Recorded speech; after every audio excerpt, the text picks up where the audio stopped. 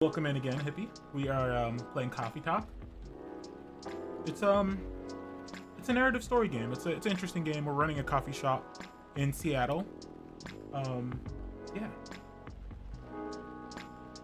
It's in a world with various kind of eldritch creatures, vampires, elves, werewolves, all kinds of kind of like the Wolf Among Us kind of group of a world with humans and eldritch creatures or fairy tale creatures. And yeah, we're just running a coffee shop and just basically just being a barista in this world. It's pretty nice. It's pretty nice. We're playing Coffee Talk 2. We played the first one a few weeks ago.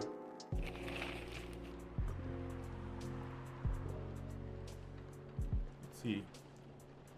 Curbing the recent security breaches, government to block data leakers' website.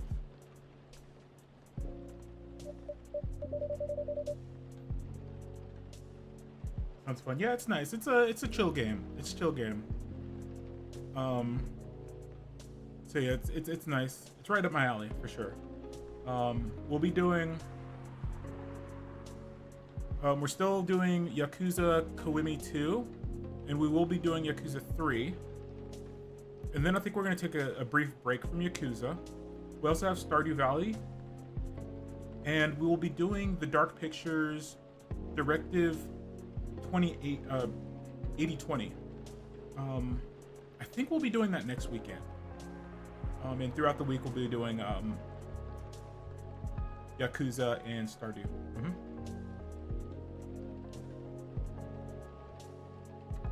Something's missing from the drawer. Did I misplace it? What's missing?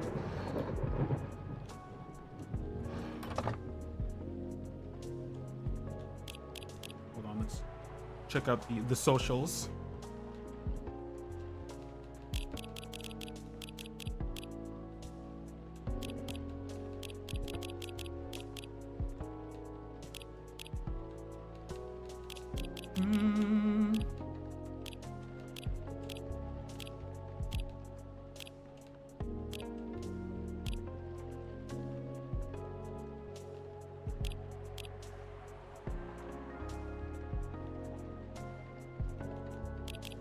Alright.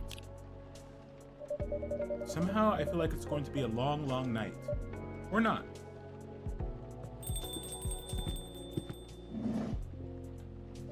Good evening.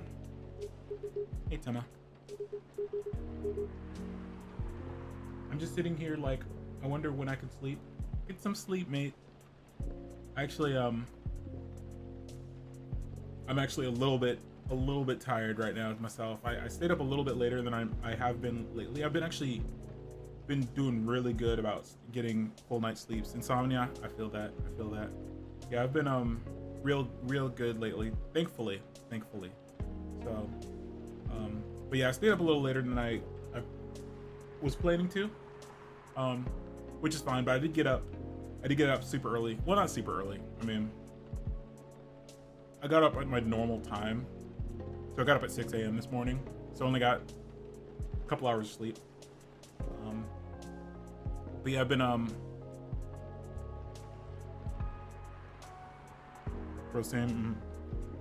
yeah, I've been good about getting my workouts in every day. So I've been doing like heavy workouts 5 days a week. Can't sleep if I want to. Oof. But again, getting my normal workouts in 5 days a week, but on the weekends I started just doing some very light cardio in the mornings. So doing now like 7 days a week now, which is nice, but also if I don't get enough sleep, I'm freaking exhausted. I've been just crushing caffeine today. Way more than I should, but that's okay. Get good sleep. Don't use caffeine. Don't use caffeine as a crutch. Yeah, I hope you get some good sleep soon. I hope the insomnia subsides. Insomnia is rough. It's terrible. Caffeine is not the go-to. Yeah, it's not good. But I have some food on the way too, so that's good. That'll help. I had breakfast. I had a good breakfast, but I am starting to feel a little bit peckish. So time for some food. How are you? Not too shabby, I hope. As we play a coffee shop game. Mm-hmm. Yes. Everything is fine. I did go to my usual coffee shop today, but I didn't get coffee. I got a smoothie. Mm-hmm. Everything is just fine. You sure? Positive.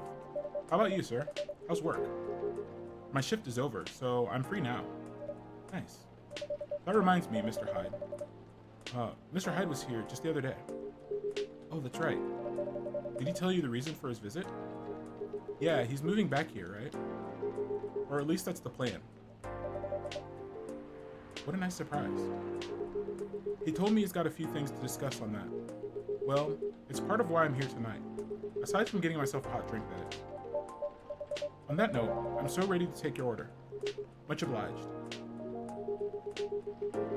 So, Henry told me about this Indonesian ginger drink. It has milk, honey, and a couple of other stuff in it. I think it's called STMJ. I'll have a cap of that. So, it said milk and honey. Indonesian.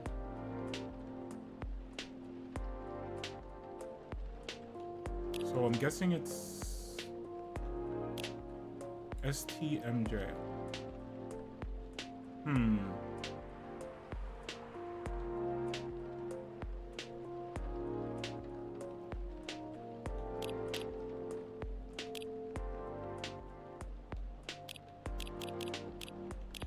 We got tea milk cinnamon, tea milk ginger. Is it tea milk and honey maybe?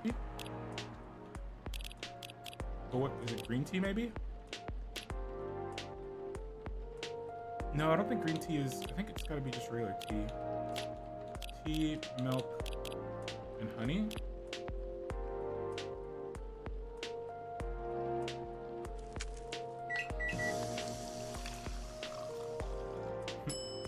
Milk honey tea. No.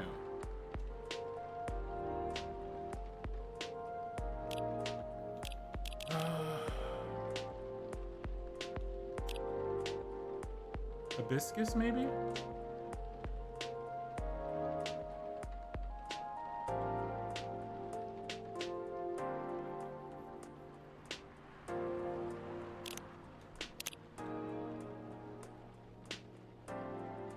It has milk, honey, and a couple of other stuff.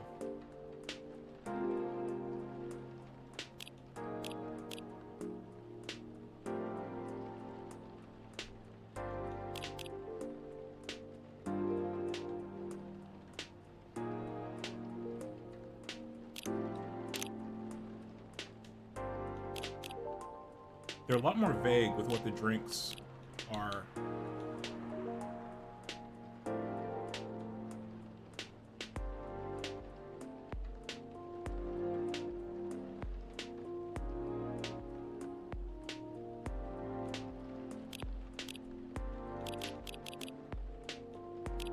Let's go hibiscus, milk, honey. I don't know.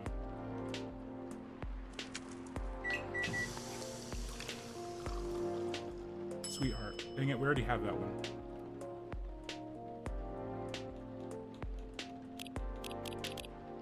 Wait, why didn't I see that? Oh. Wait. Oh, it's in here, okay.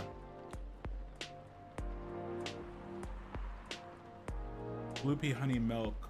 There's the blue marshmallow. Did we do green tea milk honey? I don't think we did. Green tea milk honey.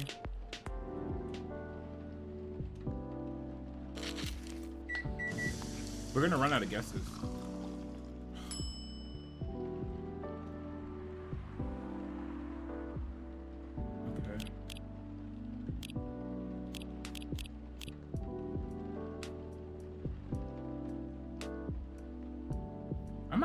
look this up. I think I'm going to, because we already used 3 guesses on this. Sorry guys, I'm gonna cheat. I feel like cheating. I haven't cheated yet. On this game.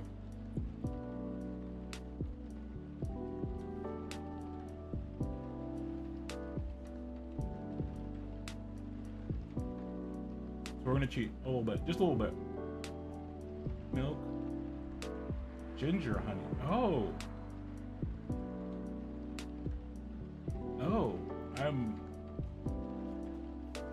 Okay. I thought it was milk.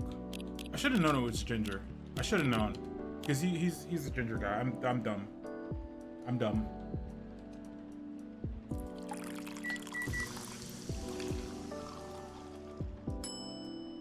My bad. I also think this key card is his. I'm pretty sure it is. So we're not gonna cheat. We're just gonna give it to him. Someone's apartment key, maybe.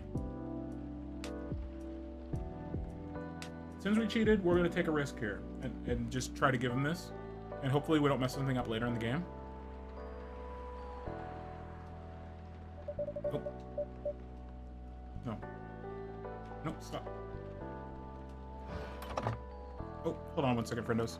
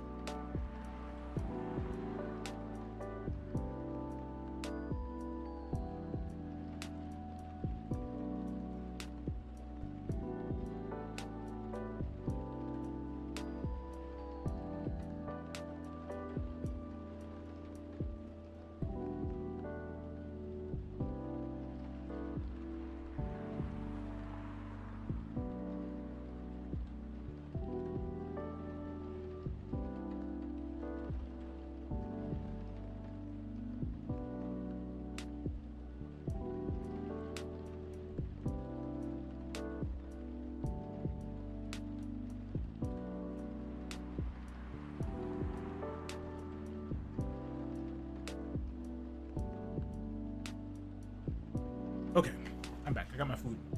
I will nibble on that a little bit later, though, because we're taking long breaks.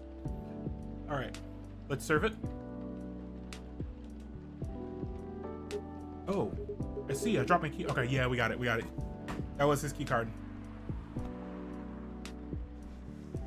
Sweet. Thank you, Tima. Now, I have a spare, because I already made a new one. It's always good to have an extra one at hand. The only downside is it cost me $100. Oof. That's an expensive key card. Now I'm wondering where I should keep this one. Maybe in my locker at work. I hate to lose it. There. Yeah, let's hope it never comes to that. One nutritious drink from the archipelago coming up. Thanks a lot. So what's in it again? Hot blend of egg, milk, ginger, and honey. The drink's name itself is the ingredients. Susu, Talor, Madu, Jahe. Milk, egg, honey, and ginger. No wonder it reminds me somewhat of eggnog. Albeit spicier and not as rich. But I can see why Henry likes it. It's a great stamina drink. He probably needs it to keep up with Rachel's work. You're probably right. As long as he remembers to take breaks. Maybe I should invite him for a drink here sometime.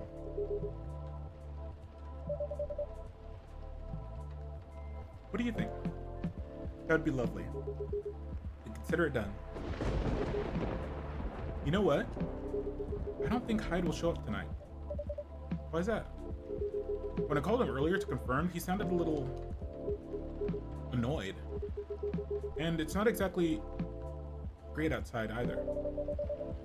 I thought he liked this kind of weather. Yes. His car, not so much.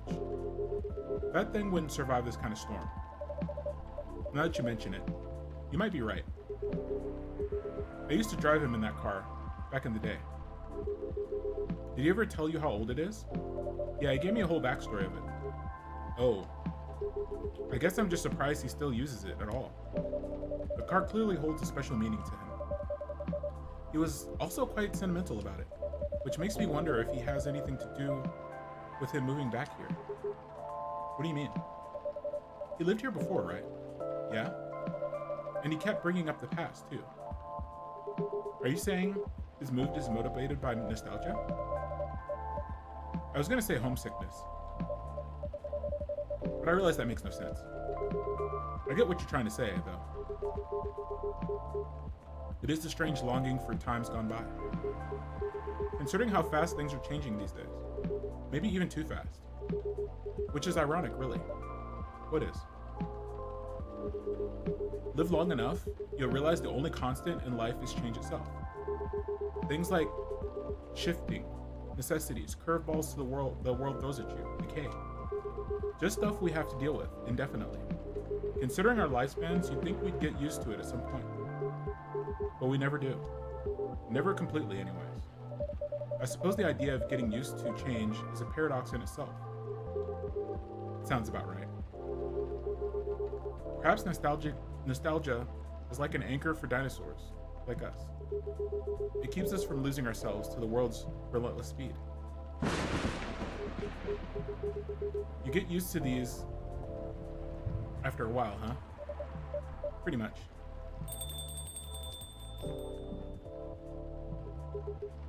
Oh, hey there. We meet again. Yes, hello. Excuse me for a moment. Got it. Welcome, Miss Riona. Good evening. I'm meeting up with someone. Oh, okay then. How's your car, by the way? My car. Oh, you mean the tire? There's really no need for concern, as it was an easy fix. But thank you for asking. My pleasure. May I order a cup of Russian tea? What is Russian tea?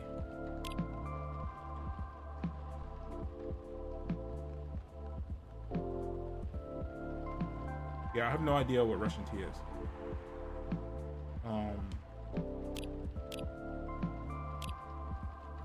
Do they give us any hints?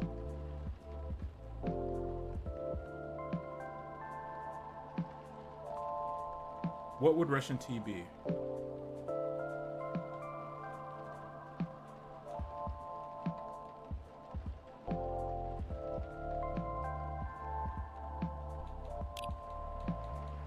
Okay, we're not gonna cheat this time. If we fail, we fail.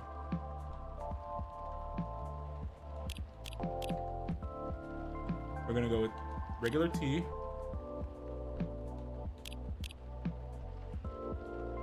What would Russian tea be?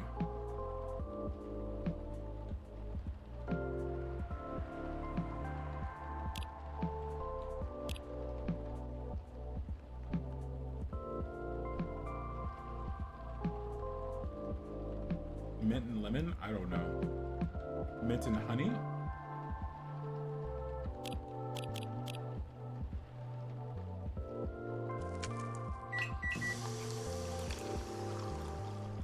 Mint honey tea? I have no idea. Tea.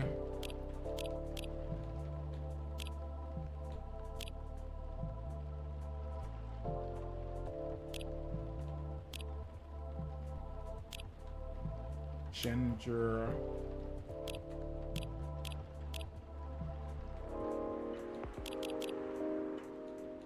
Tea. You know what? Ginger, cinnamon? I don't know. I have no idea.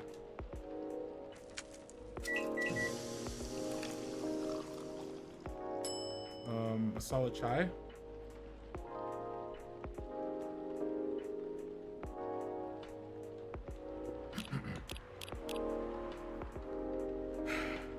T.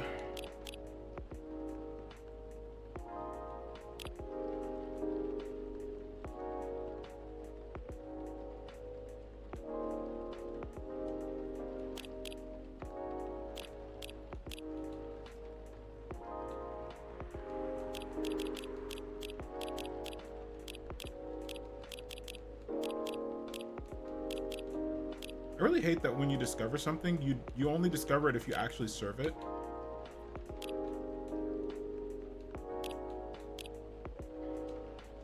All right, we're gonna go for tea.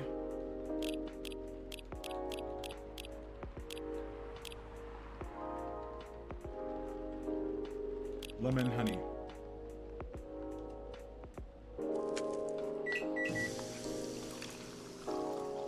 Midsummer Night's Dream. I mean, it's whatever. We can't redo it. Here you go, miss.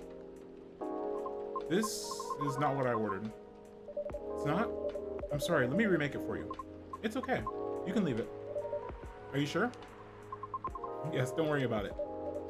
Okay then, I'm truly sorry once again. Who are you meeting with, if I may ask? You should know, shouldn't you?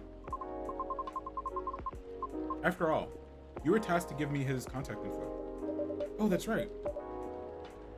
So you two ended up connecting after all? Yes, we did. But truth be told, I really wasn't sure about contacting him at all. Why is that? Because as far as I'm concerned, there was no real reason for me to do so.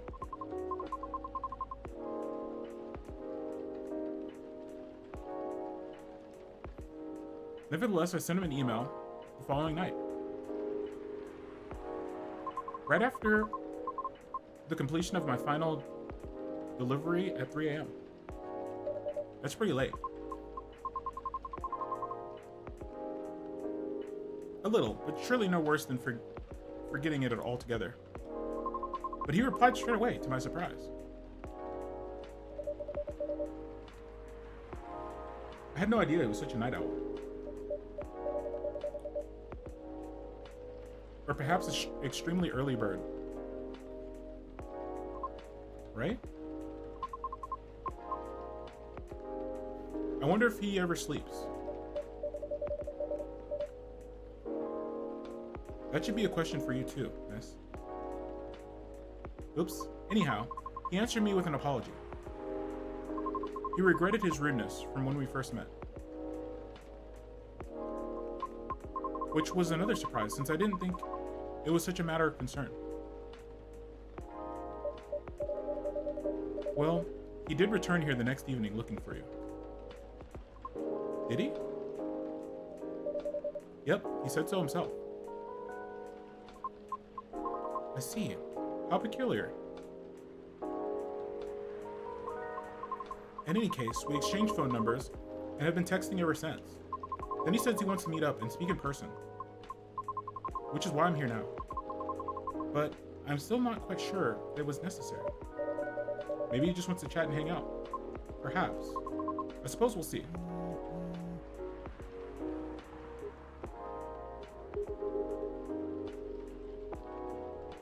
So yeah, Hyde's not coming tonight. Probably for the best, given the circumstances. Is he okay? Yeah, he just wants to take it easy tonight. Understandable.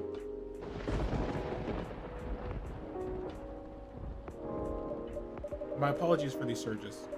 I was hoping you'd be more stable as the days go by, but no need to apologize for something out of your control. That's right, you tried everything you could. I know. Thank you for your understanding. How are you doing, miss? Hey there. Did you manage to resolve your issues with children? Oh. Sorry? Oh, I mean the hospital admissions problem from the other day. Oh, that. For a minute there, I thought I had a beef with kids I was unaware of. Sorry for the misunderstanding. No worries, that was funny. It's only been a few days, so not much has changed. How about you? Feeling better? Oh, yes, well, I apologize for the way I acted a few days ago. You all had a bad day, so don't worry about it. Thank you. While we're on the topic, I told Officer Georgie, what happened to your car? Would you mind pointing out where you believe this incident took place? Sure. It was quite near the police station, actually. At a metered spot, just outside the now defunct library. Oh, the vacant building at the Bourne intersection? Yes, that's correct. I see. So it was originally the library. You know the area? I know the property, yeah. It's been abandoned for a long time now. But it's a heritage building, so I often wonder why nothing's being done with it, since it's located in a very populated, culture-centric neighborhood. That's true. There's even an art college nearby, right? Then again, I always found the street a bit odd. Odd how? It's just barren.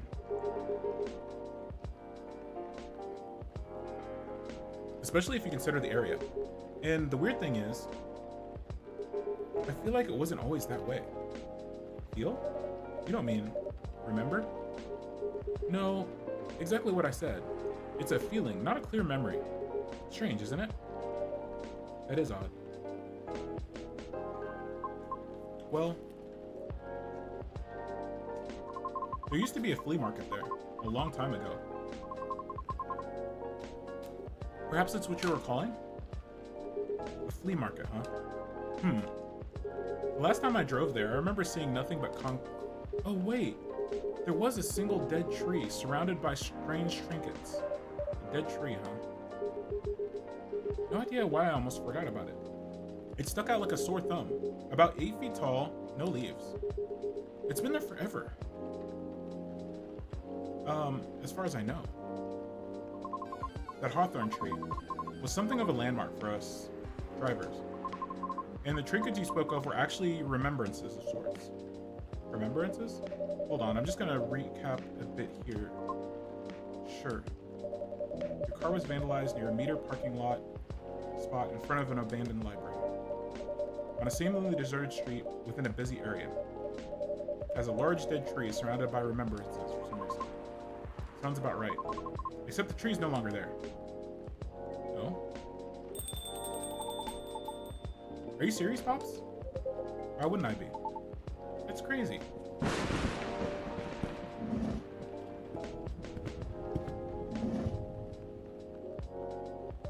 Good evening, gentlemen. Hey, everyone. Oh boy. Thought I'd be early, but you're already here. Lady? Hello. Tema, for the love of all things holy, tell me my lighter is here. Well, you're in luck, because it is. God damn, thank goodness. Would you like me to get it for you now? No, it's fine. I'm just glad I know where it is. Just bring it with my drink later. Sure. Let me know when you're ready to order. Well, well, well. What's up, y'all? What's new? Evening, officer. We're just talking about the spot where Miss Rihanna's car may have been vandalized. Oh? They got your car too, lady? Yes, but it's not a big issue. Still, sorry you had experienced that. Where did you park your car, miss? I can send you the coordinates if you like. That'd be real swell. Got it. Okay. Oh. Is that within the area you expected, or? Pretty much. Same location where I parked mine a week ago. I see. You can rest assured we're already increasing patrols in that area. That's great. But I'm the only one doing it at the moment. That sucks. Hey, what's that? Am I hearing you, out of all people, are doubting my skill, Timo? No, of course not. I just thought it means an unfortunate increase in your workload. Oh well, them's the breaks, I suppose. Anyway, give me your strongest espresso, Timo, and don't forget my lighter.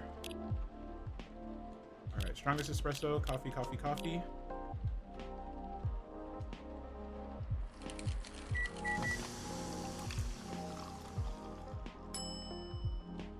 And the lighter.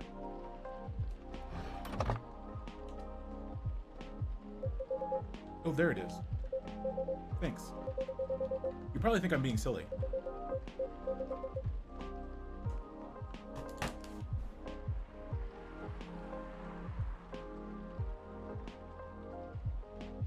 alright. But what can I say? It's my luck charm.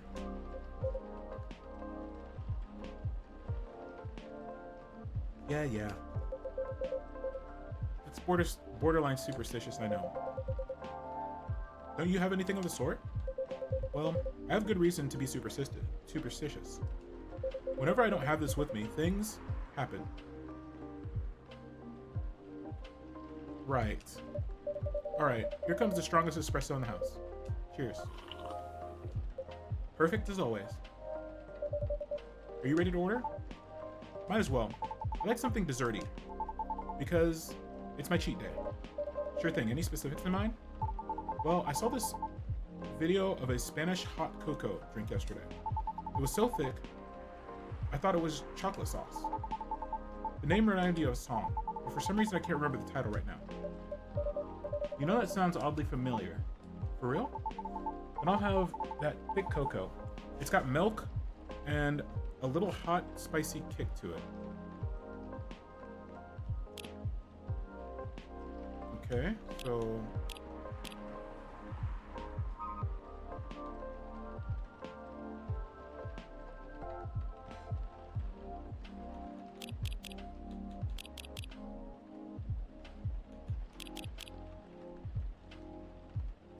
Is milk first? Because he said milk? No, because we can't put cocoa. So it's gotta be cocoa.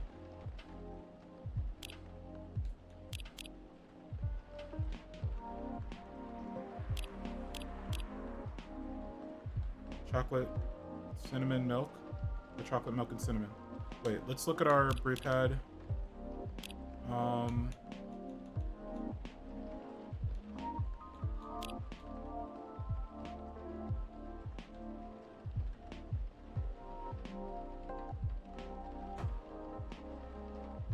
Okay.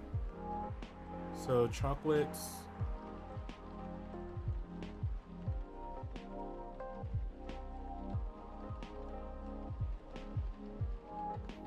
Chocolate cinnamon milk. Hopefully this is it.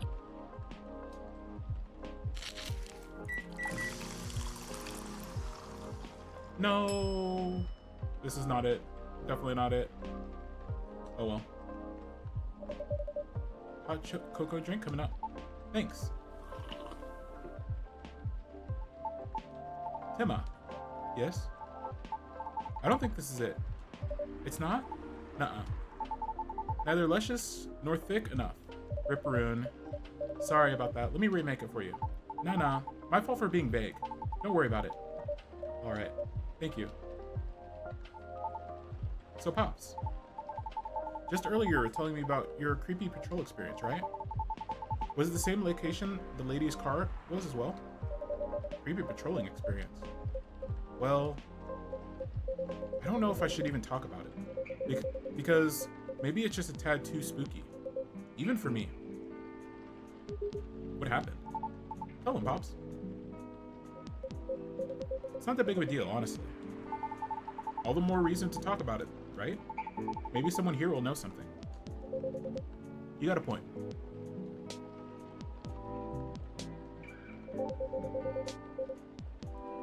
Y'all were talking about the area anyway, right?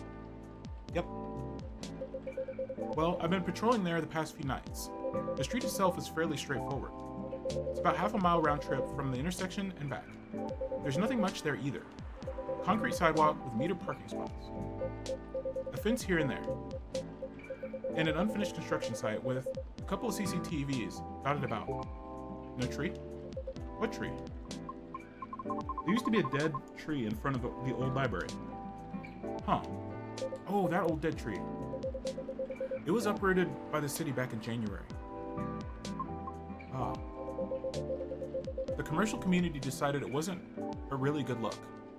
So when the city started a massive cleanup project last year, well, they simply voted to get rid of it.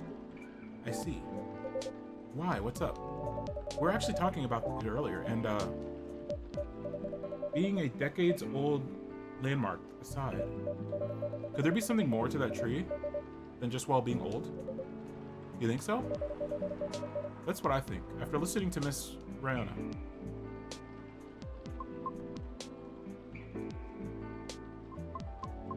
Are you expecting something from me, Tima? Huh? Oh, no. I'm sorry if I crossed the line. You just seem to know a lot about it, and I don't want to mix up the facts. I understand, but I'd like to hear the officer's spooky tale first, if you don't mind. Gladly, miss. Almost forgot about me there, huh? So anyway, patrolling on the street, easy task. Only 4 or 5 cars parked there overnight, at most, which makes keeping track a breeze. Sounds ideal enough. As expected though, nothing happened the first 2 nights. But yesterday was a different story. Whoa, hold on.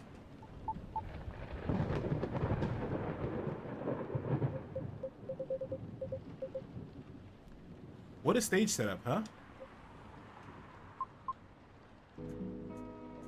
Oh, phew, there you go. Thank goodness. Sorry about that. Please continue. Alrighty.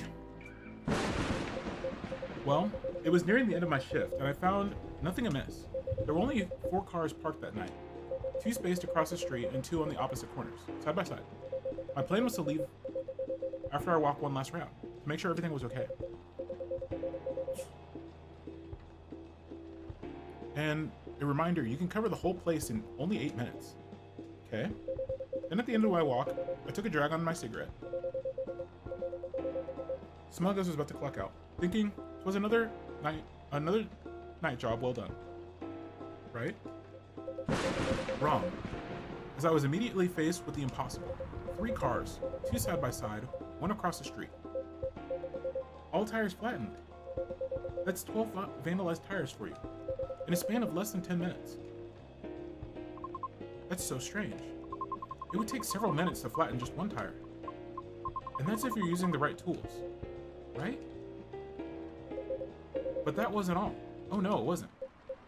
Because that was the moment when the streetlights went out suddenly, and all at once. What? Right after that, I heard flurries of footsteps and laughter. They were going farther and further away from the scene, and yet I saw nothing at all. Are you sure? Did the CCTV catch anything? The infrareds actually managed to catch something, but the videos weren't clear at all, so I'm still investigating it. Jeez Louise, Pops. That was way spookier than what you told me in the car. But it's cool, though. I may be laughing now, but I almost pissed my pants there, you see? Well, whoever they were, they sure worked fast. Right? Anyways, Tima, I think I want another drink. All that talking is making my throat dry, and coffee just ain't cutting it. Roger that. What would you like? What do you suggest? How about some tea with ginger and honey? Sounds good. Can you use the red flower stuff you have as well as a base? You mean hibiscus? Definitely. Okay, I'd like red flower tea with ginger and a touch of honey.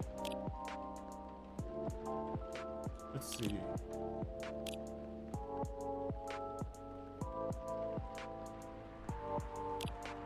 Alright, so hibiscus, ginger, and honey. Hopefully this is it.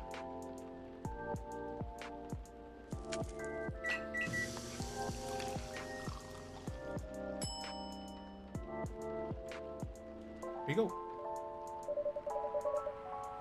Wait, did we give him back his lighter? Oh yeah, we did. 1 piping tight hot jahe rosella? Oh, what do you mean? It means jahe means ginger, te means tea, and rosalia means rosalie. Another name for hibiscus. I see, a legit herbal drink. Spicy, but perfect for the weather. Good call. Happy to please. If that's the case, let me join your patrol, Pops. Because I'm not scared of ghosts. Real beings scared me more. Wait a sec, kid. What do you mean by ghosts, huh? Jumping the gun a little bit, aren't we? I don't know, Pops. Maybe it's even something crazier than that. This is really a serious problem, kid. Don't joke around like that. Sorry. Interesting. You know something? No, not me. But she might. Right, the tree, wasn't it? Yeah? What about it, miss? Your turn to finish your thought. I'm not sure if this can be of any use at all, but... Officer? Are you aware of the story behind that tree? Huh? I recall you said earlier, people often leave remembrances around it. What do you mean by that, miss? Well, it's because someone passed away there. What? Allow me to explain. I mentioned there was once a flea market on that street, correct? Right. They called it the fairy market. It was unofficially set up by the transients of the community. Transients being the government's term for unregistered citizens, including all the other uncategorized beings at the time. Fairies were a part of that. Huh? I remember learning about it. After the war, the government made its first official attempt to sort things out. Organizing equitable classifications was thought as one of the first steps towards civil peace, but it was oversimplified, inefficient, and not speedy enough. Was that all before the Vindication Act? Way before that. Many who couldn't register were basically in administrative limbo. What? That's as good as, like, they didn't exist at all. Really, that's horrible. It was the main reason why the fairy market was created in the first place, to ensure trading survival throughout the changing times. In more ways than one.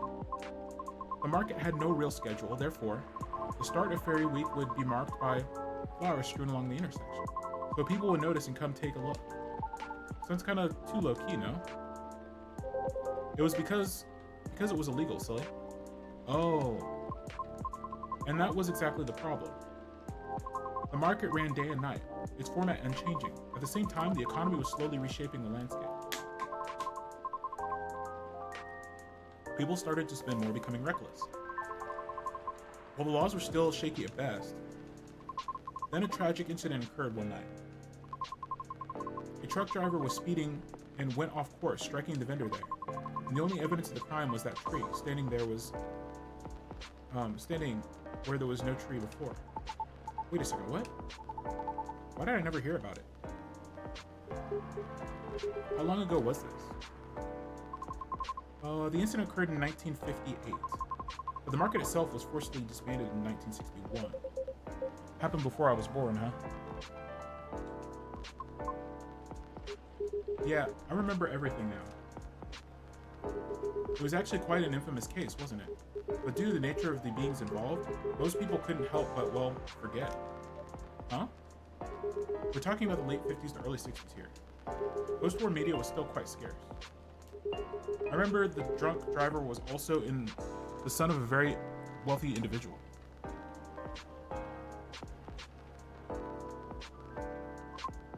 Oh, correct. But that wasn't exactly the part that made the case so infamous. It was due to the fact that no body was ever found at the crash site, as well as the vendor being a transient with no legal ID or paper trail. As a result, the court had no choice but to dismiss the case. I mean, we're talking about like fairies and stuff like that. That wouldn't, well, no body, no papers. Yeah, that would make it hard to prosecute any case. The court probably wouldn't dismiss it. It probably wouldn't be prosecuted just because you need, the prosecutors would need something to prosecute. But there was a body, wasn't it? Just not the one people might expect. You mean the tree? Right. When semi-spiritual beings like us pass on from the physical world, some may leave a specific landmark on it. Not all can do that, though. Us banshees don't do that. You don't? No, we simply disappear. So if I'm getting this right, The tree couldn't be used as evidence because it wasn't classified as remains yet. Okay.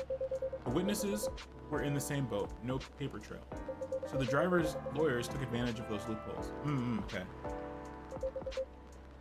And that's messed up. Beyond messed up, Pops. Whoa, I'm boiling. I'll take a further look into this more mess. But I have a question for you.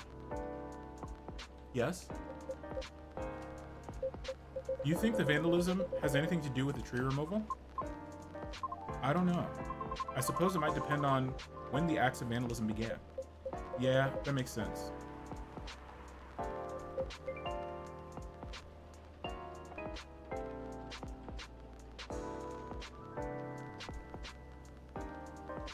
Well, I better get going then. It's almost time for my shift. Okay, officer. Break a leg, Pops. I'd rather not. Stay safe. Will do. I'll keep y'all posted.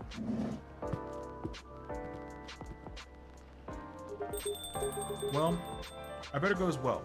I got an early shift tomorrow. There's one thing I want to confirm, though, if you don't mind, miss. It's about the fairies passing, and how everyone ends up forgetting about them afterwards. I really thought that was just a myth. I guess not. Unfortunately, that is why there used to be memorabilia around that tree.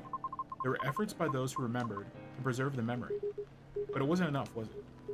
Else, we'd still have the tree. It really makes me question my memory. Are there any people I might have forgotten? Were there events I missed? It's quite scary to think about. For beings like us, being forgotten is inevitable. So, no need to feel bad about it. Is that so?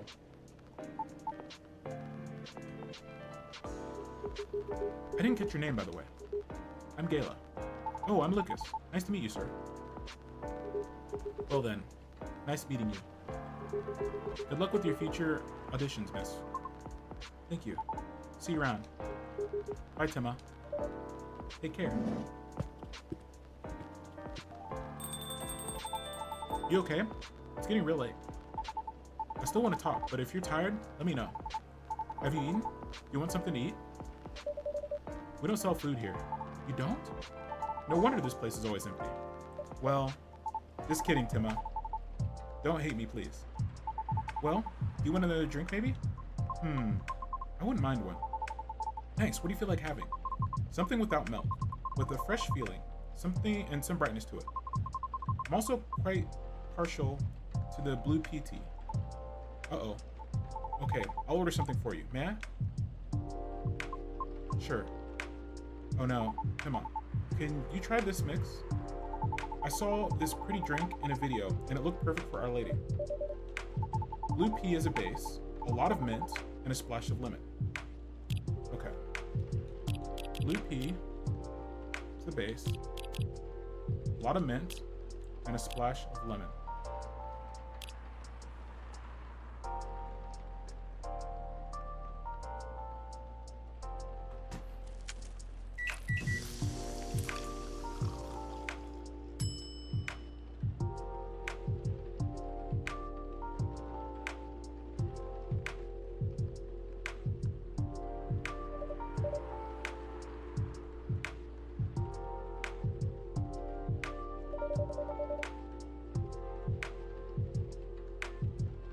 Here you go, miss. From the man sitting right next to you.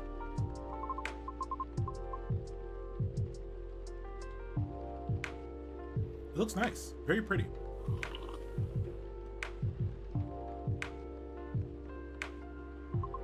I like it. Thank you. I'm glad you do. And wow, Timma. It looks exactly like I envisioned. You're a G. I'm happy you both enjoyed it. But man, that whole case earlier though. That was a lot to take in. Also, about the whole forgetting thing. That really gave me the chills. Why? Don't you feel scared? Of just disappearing in the end? Because I do. That's why I thought I finally understood you, too. I mean, the reason why you wanted to become a soprano, your way? The traditional way? Oh. Here to compare notes? Because I've yet to be entirely certain about that myself. Oh, huh. Now that's what I call huge pressure. Before that, though, can I ask a little teeny tiny question? Go ahead. What inspired you to go down this path? I mean, I may have an idea of why you're choosing the hard way, but why soprano in the first place? Because it's been done before. Pardon? Because there's already a banshee who did it before. So I know it's not impossible. Whoa, for real? Her part was that of a sorbet aria. Or sorbet? And she was not very well known. A sorbet aria. Oh, I mean, she was a secondary character. Back in the early 19th century opera, sorbet arias would be sung towards the end of the second act, usually before the evening ended. Hawkers would use the time to offer their wares for the last time to the patrons, often desserts, hence sorbet aria. Oh, I see. Like background singing at the end of a show or something. Yes. Things are different nowadays because people are expected to listen to the end. The first time I heard her voice was on an old recording of a comedy opera. I was still very young back then. She was playing a confused maid role at the very end of the opera, wondering why and how people could act so crazy when in love. But despite her confusion, she thought she wasn't so old that she couldn't find out the reason herself. It was a funny epilogue to the opera, but hearing a banshee sing such playful and lighthearted piece, it was truly eye-opener for me. Oh man, I bet it was. Sadly, I couldn't find any of her other works, but it always stuck with me nonetheless. So I left my commune and started trying on my own. That's really cool, and brave of you to do. I agree. I've never talked about this before. It's a bit embarrassing. Nah, don't be embarrassed. I think it's super cool.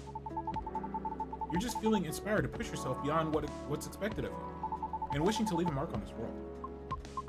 Is that what you think? Uh-huh. And you're trying to follow a path that has been traveled before. And that's not always a bad thing, especially for beings like us. You're just being careful yet courageous. Right. Because the path you choose to walk on is still difficult. Regarding leaving your mark, I don't know. I just feel maybe you're the same as me. Like, what's the point of being born if nobody's going to remember us? Right, Timo? No comment. Aw. Why do you want to be remembered so much? Why wouldn't you? Us banshees see the end differently than most. So, care to enlighten me? I can't speak for anyone else, but in my case, I was a kid who grew up in a large family, see? Like, humongously large. Literally couldn't count all my siblings, even if I wanted to, because they're everywhere. Thanks to my dad. Oh. We weren't wealthy, though. Not even close. For money situation was always suffocating us for real. But somehow, sometimes Dad would drop by and give us some money. Though it wasn't even enough to cover our utilities for more than a couple of months. Then he'd just leave. Again, a couple days later. Are you the eldest? Nope.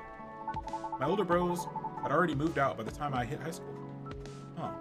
So I was surprised when my dad gave me the house after he died. Oh. Which is where my mom and siblings live now. I'm sorry to hear about your father. No, it's fine. Anyway, so my older brothers came back, right? They wanted to sell the house and divide the earnings. Wanting a slice of the inheritance pie, huh? You didn't do that, right? Heck no. That's why I left for LA. So if they really want me to sell the house, they'll have to chase after me. Good call. Thankfully, my younger siblings and I are pretty tight. We're a good team. It's a relief. But that's also why I needed money fast. I needed to send money to help with my family's bills. And of course, so I could stay alive as well. That was why I ended up having to join the production house. The production house? Yeah. It was like a bunch of content creators getting together to make videos every day. I was young and naive too, you know, because it was my first time venturing to another state completely alone, after all. So I didn't know better how predatory things could be. Man, this isn't even gonna be an entertaining story. If you're uncomfortable, you don't have to talk about it. No, it's not that. It's just, really, I didn't like the production house. But I needed the money. Sometimes someone there saw my vlogs and invited me in. And as one of the youngest there, I tried to get along with everyone. But you see, we were all creators in the entertainment industry, right? Which means we all had huge egos. So naturally, there was somewhat of a hierarchy of sorts. Trying to be all-round helpful turned me into the butt of the joke all the time. That didn't discourage me much at all, by the way. I mean, I also learned a lot there, not gonna lie. Still.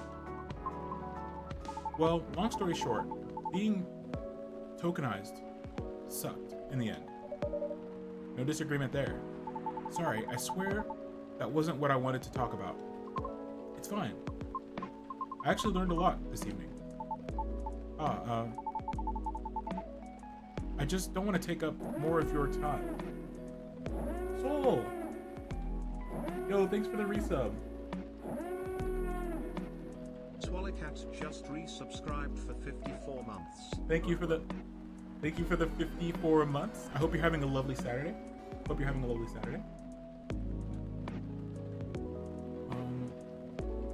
just don't want to take up more of your time.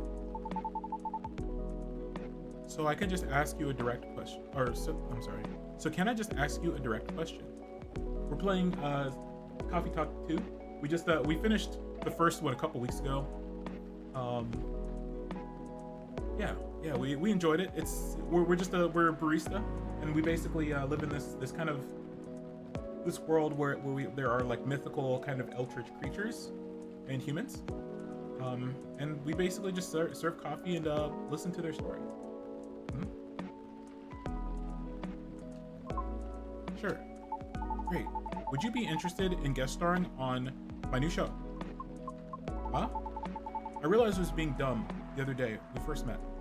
I kind of forced my thoughts on you, and was being a general smartass. I undermined your straightforward efforts because I was jealous of your solid resolve. Since everything I did was anything but. But you succeeded eventually, didn't you? And you worked hard for it. Yet I almost ended up losing sight of why I'd been doing all this in the first place.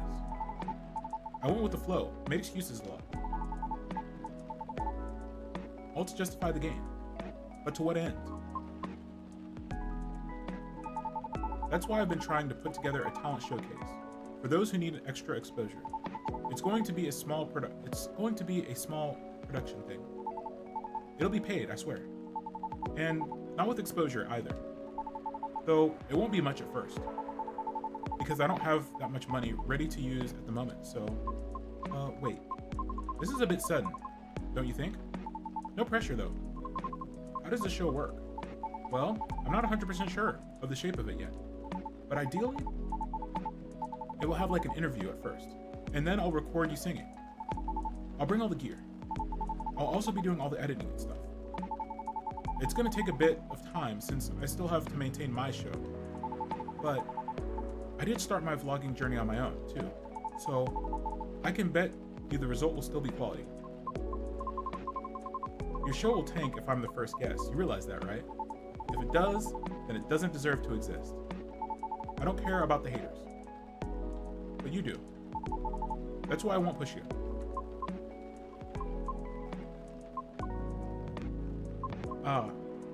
I'm flattered, but no thank you. Okay. Thanks for considering me though. Thanks for giving it thought. Looks like I have to go. Okay. It's nothing to do with what you said. It's just bad timing. Yes, I get it. Cool. I hope we can meet again like this. Lucas, or if you want me to, maybe. I'll take it. Thanks for your time too, Tima.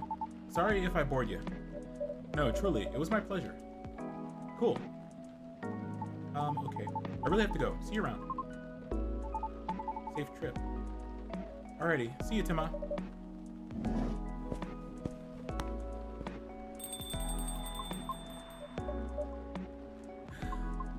I think tonight was the most I've talked in the past 2 years, and I'm quite glad to hear that.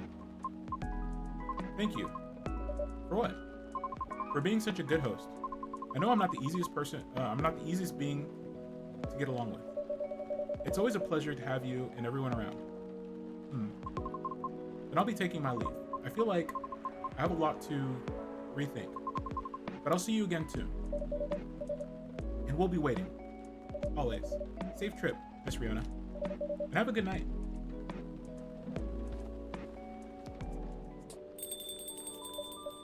Phew. I think I'm done for the night. I hope everything will work out for everyone.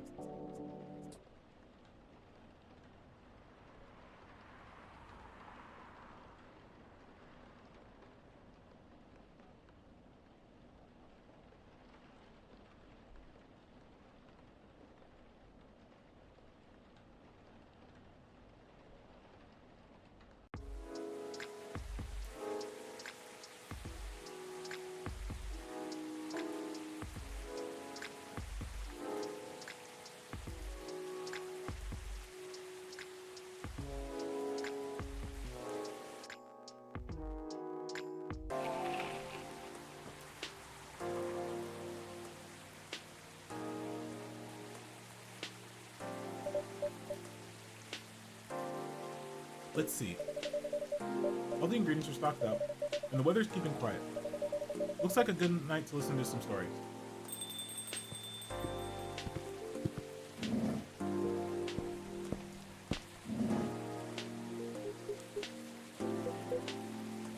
Good evening, Mr. Hyde, Mr. Gala. Nice to see you two. How did it go at the hospital today? Well, it was fine, except I was a little exhausted. Goodness, are you having issues with the children again? No, that's not it. It's just... Well, for starters, my Fury's giving me a hard time. Your Fury? Is the full moon already? No, but sometimes I get pre-Fury symptoms. Pre-Fury symptoms? Yeah. Damn it. Hello? What's up? It's been fairly long since I asked. What is my favorite game? Like my favorite game of all time, or like my favorite game, like I guess currently of all time.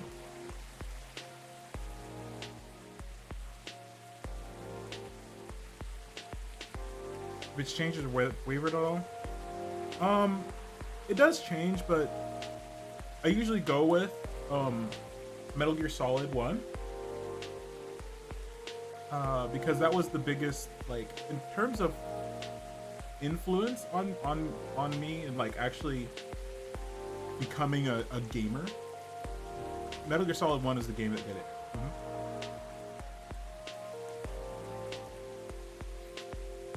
But it's, you know, it's aged okay. It's aged okay, but it's definitely, playing it now, it's like definitely a little corny. The remaster or the original? Well, I didn't even play the remastered until very recently, so the original would have been my favorite, but I don't really distinguish between remastered unless they changed a lot, which they didn't. The remastered is essentially the same. They did make Metal Gear Solid Twin Snakes for the GameCube, but I didn't play it very much. I did play it though. I did play the Twin Snakes, but yeah, the OG. It's common for werewolves. A few days before the full moon, our bodies start to prepare for fury. And that changes the way they react to pretty much everything. Symptoms vary depending on who you ask. But it can affect our muscles, our appetite, our energy levels. It gives us headaches and a lot of other stuff. Small but annoying. That doesn't sound pleasant. No, to be honest, it's not great. For me, I've been feeling pretty sore and more tired than usual, and a bit crankier as well. Is there a drink that could help you with that? I never found one, but if anyone could come up with it, it's you, Tima. Since a Galahad can soothe your fury, would it work for pre-fury as well? Maybe. But I think I need more relaxing. Like a Galahad, but with no caffeine and maybe blue? Okay, let's see. What is this drink? It is... Is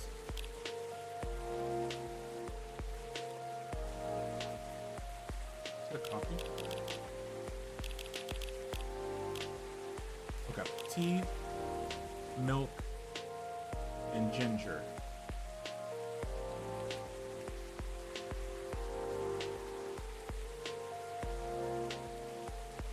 So I'm guessing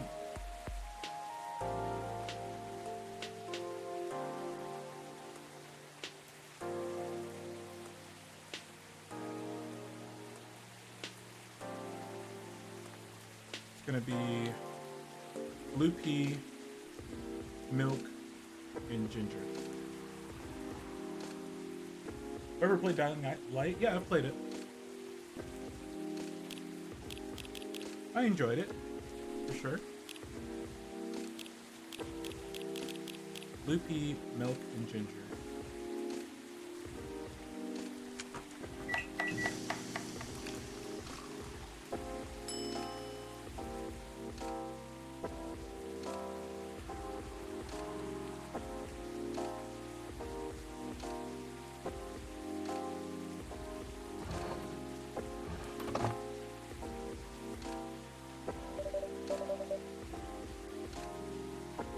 Here you go.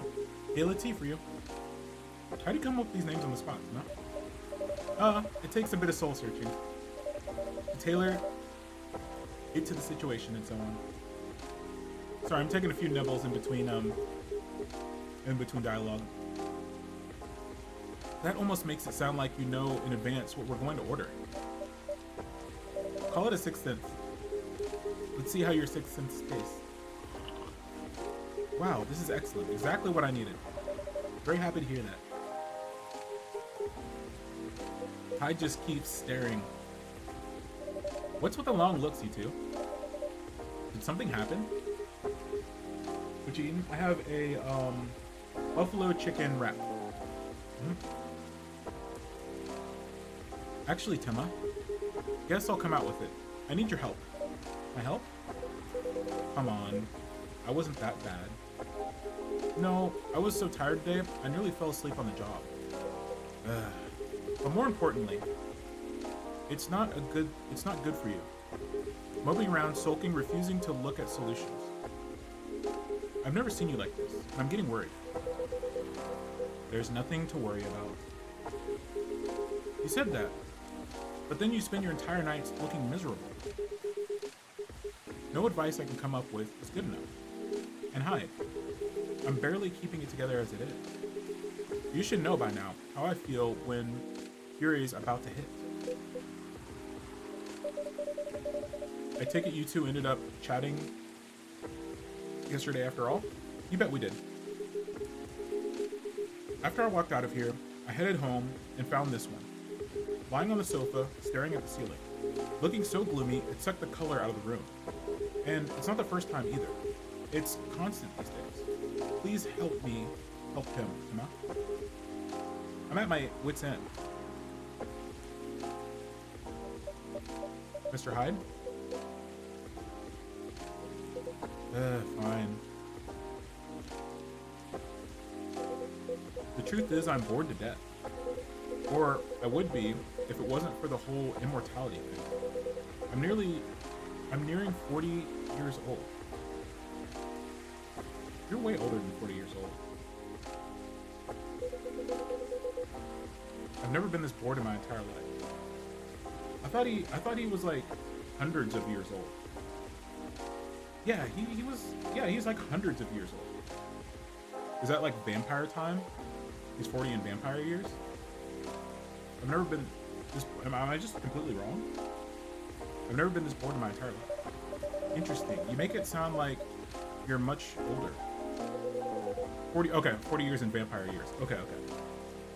So I was gonna say, yeah, he's like talking about like stuff that happened in the 1800s. I'm not saying how old that is in other species' years. Eyes on the prize, Timma. Intervention first, gossip later. My apologies. Why are you so bored, Mr. Hyde? My job. What was that? My job. No need to shout. Well, I'm also irritated about it, okay? I'm not exactly used to sitting around twiddling my thumbs. But modeling stopped being fun ages ago.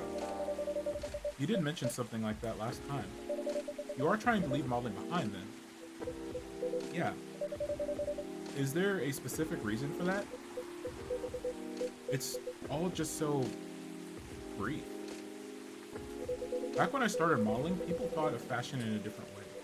They wanted to keep their outfits for a while. They had to be elegant, well-made, and versatile. Some campaigns that I featured on stage in stayed on billboards for months, and I knew the clothes would last decades. I'm coming to the realization that outside the whole fanficky, yes, someone's life is actually kind of like this. Yeah, no, I mean, it's definitely taking, you know, realistic situations and kind of adding, you know, the whole vampires and werewolf in spin on it.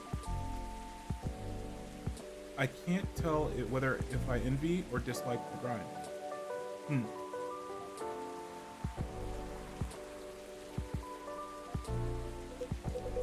In a way, I felt like I was building a bond with the wearers. I endorsed something that would feature in their cherished memories.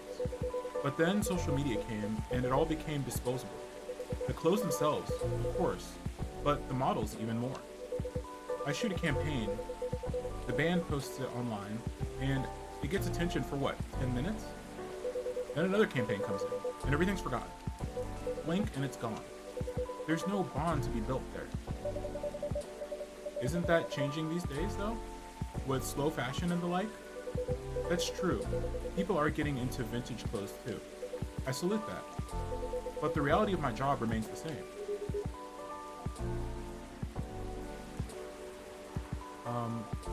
What about your fans? You have so many people following you. You mentioned that last night, and my answer hasn't changed. They follow me because they think I'm pretty. Being admired is nice, but it doesn't constitute a bond. Because it looks great, right? But at the same time, by taking on the stories of so many people, you start to take on their weight. Suddenly you aren't a stranger on the side road with a bottle of booze who they interacted with once, who forgot about it a few minutes. But I do like the close bonds as well. Yeah. Yeah. I mean, you can't take on everybody's stories, but it's good to take on some people's stories. Some people you are just going to be acquaintances, and some people you got to form real friendships with. So are you saying you like to leave a mark? More of a mark? Maybe so. It'd be nice if I did something that people remembered. That's became part of their lives in a real way. Do you know you have people in your life in a real way, right? People who will always remember you.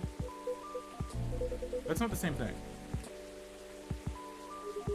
Maybe you should study, become a doctor or something. Would that make a real difference? No, thank you. The job still needs to be fun. Studying 10 years just to exhaust myself in 14-hour shifts? Did you mistake me for a hard-working vampire? Do you see what I'm dealing with, Tima? It does seem to be a thorny issue. Perhaps you'd like to mull it over with a drink in hand, Mr. Hyde. That sounds good. Just make me something I like. Anything you've seen me enjoy recently, or when we first met? Okay, so hibiscus, ginger, and ginger. Right? Oh, let's look at someone. Can I go chill?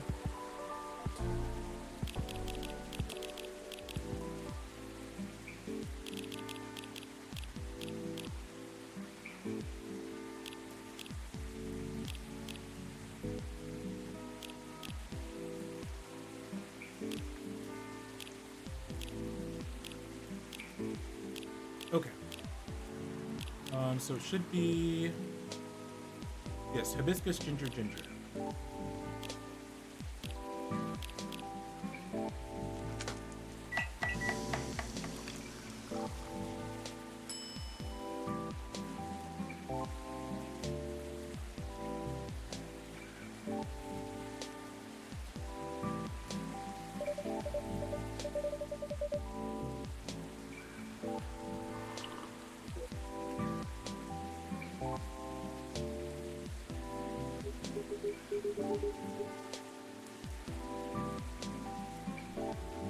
Here you go, Mr. Hyde. You seem to enjoy this well enough.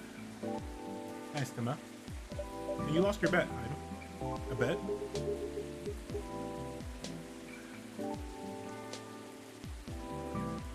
When Hyde was wallowing in self-pity yesterday, I told him many people cared about him. And I bet you could remember what he liked, even if he gave you no instructions.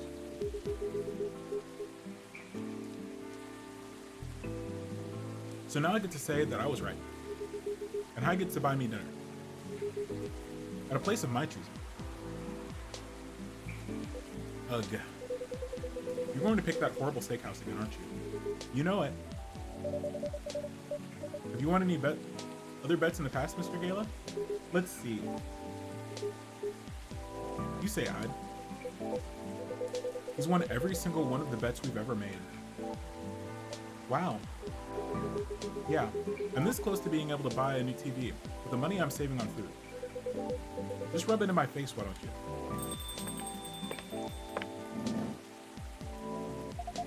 Oh, hi everyone. Hey, Lua. Hi, Lua. Busy night, I see. Hi, Miss Lua. Busy and lively, just the way I like it. That's good. I really am glad you're here, Hyde. I wanted to apologize for the other night. I was so excited to see you, especially since it had been a while. But we ended up fighting with Bailey instead. You must be getting bored of our arguments. It's alright, they're kind of fun to watch. How are things with you two, by the way? Just let me order before I answer. If that's alright, Tima. Of course. What would you like? I spent the whole day talking in meetings and presentations, so I have a bit of a sore throat. Is there anything you'd recommend for that? Definitely something with lemon and honey. Sounds great. I love a lemon and honey drink. Then please. Okay,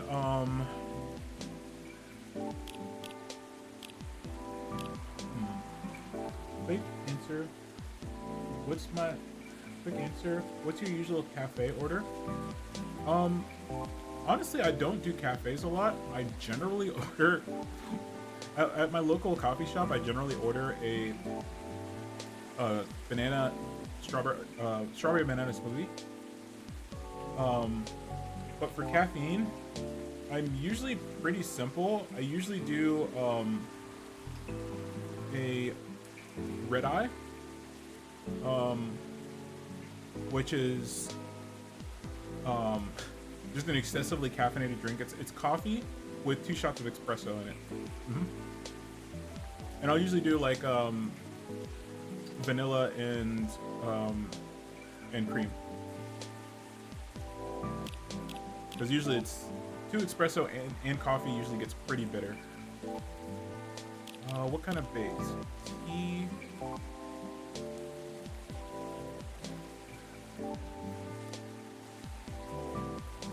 Lemon and honey.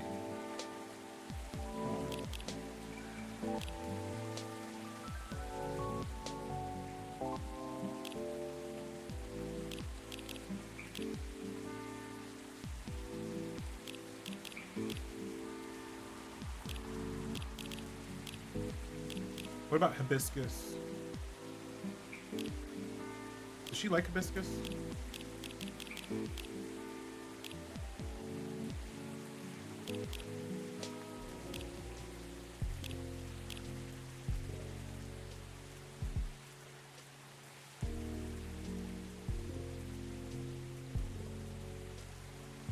Or should we do tea, lemon and honey? Tea with lemon and honey. I have an order that's I've mastered over the years. Iced latte with chocolate, caramel, grate sugar and foam on top. That sounds good. If I'm doing iced, I do usually either an iced matcha or an iced chai. I get weird looks at the cafe every time. Hey, drink what you like. Everybody's always so judgy. Let's try this. What does this make? Wrong button.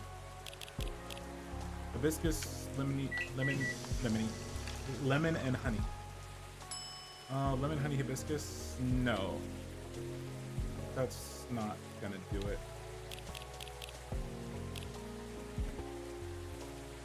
Chai means tea. Yeah. So I said an iced chai.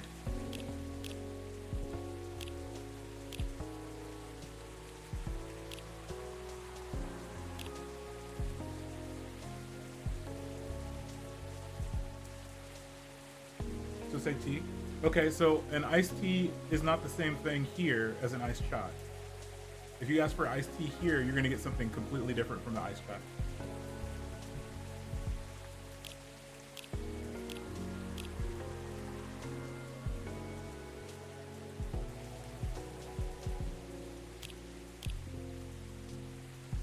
Linguistically correct, however.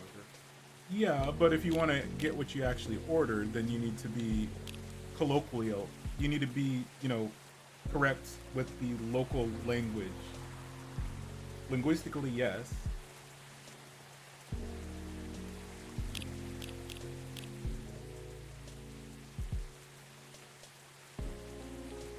I swear.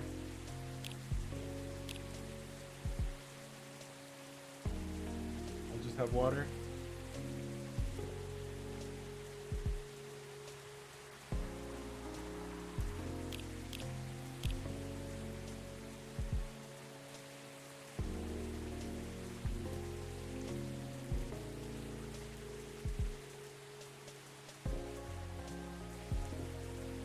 Can you even do water based? Not in this game, no. Oh wait, what did I do? Tea.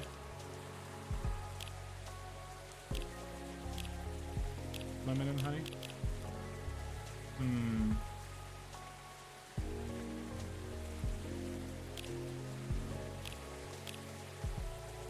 What if we did blue pea, lemon and honey?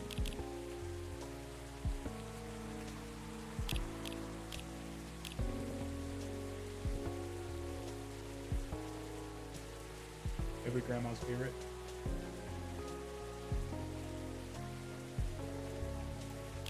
Dang it, wrong button.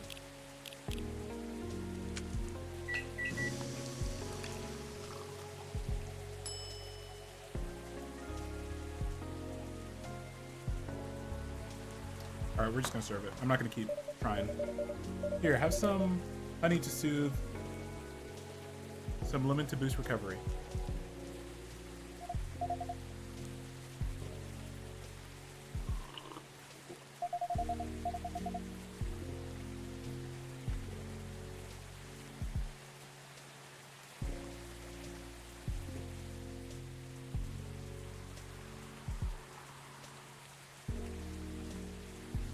Yeah, I've never seen blue pea before either.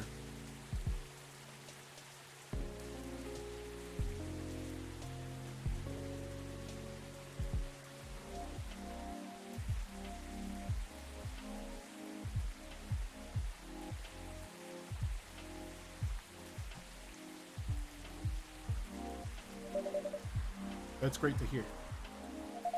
My company's trying to get a big contract. So I've been organizing meetings with everyone. It's surprising that I've seen majority of the world single-handedly never came across blue pea. Yeah, I'm not sure where it's supposed to be from, where it's from.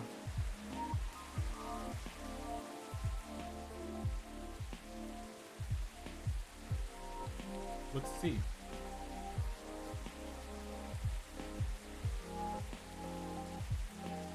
Blue pea.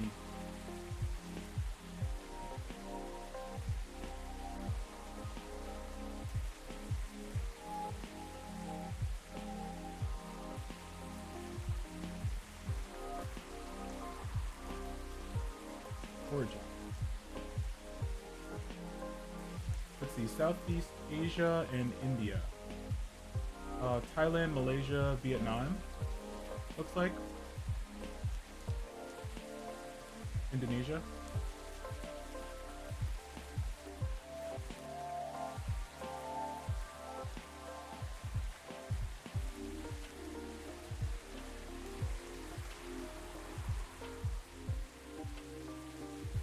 But yeah, I've never had it. Never even heard of it. Let's see. So I've been organizing meetings, making sure all is going according to plan. That sounds pretty tough. Yeah, it's a lot of responsibility and decision making. Part of me likes that, but part of me feels the pressure of it. So it's nice to be able to unwind with a warm cup. Anyhow, to answer your earlier question, Gayla, you probably gathered that Bai and I have been fighting. Yeah, and Hai told me a little bit about it too. Right, well, we haven't discussed the wedding for the past couple of days. And honestly, it's done me a lot of good. Thing is, I know Bai means well. He suggests all these things that he thinks I'd like. And I should like them. He's paying attention, not just sending random ideas. I should be grateful that he's trying to please me. But I get annoyed instead. Hangs a no smoking sign. Gala's going to ruin the entire store. Yeah, that's one of the kind of unrealistic things about this game is I've never been to Seattle, but I'm positive that you can't smoke. Well, I say that now, but I've never been, so I'm pretty certain you can't smoke indoors in Seattle.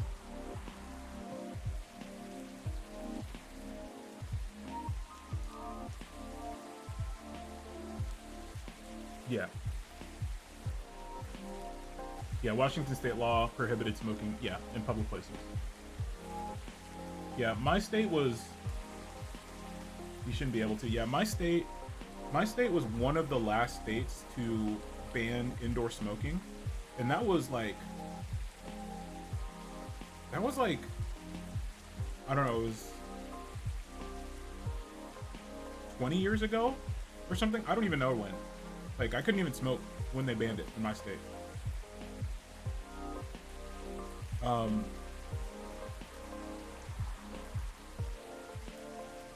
Yeah, it was a long, it was, well, no, I think it was actually before, I think it was like, I don't remember when it was, but I think there was like a period where there's like a grace period. So it was banned like a long time ago, but they gave businesses like 5 years or something, or 10 years to enforce it. And then they didn't actually start enforcing it for a while. They just kind of let it go. Yeah. Do I smoke? I will occasionally smoke a cigar, but like only for like special occasions sometimes. So no, not really. I don't really smoke. But yeah, I will smoke a cigar on occasion. Cigars don't count. Yeah. So no, I don't smoke. I have smoked a cigarette before. I didn't particularly care for them. I had a roommate who was a. I never really. I actually had a pretty big aversion to smoking. My parents were chain smokers. They both stopped, but they would smoke a minimum of a pack a day. I had a roommate. I had a roommate that was also a chain smoker.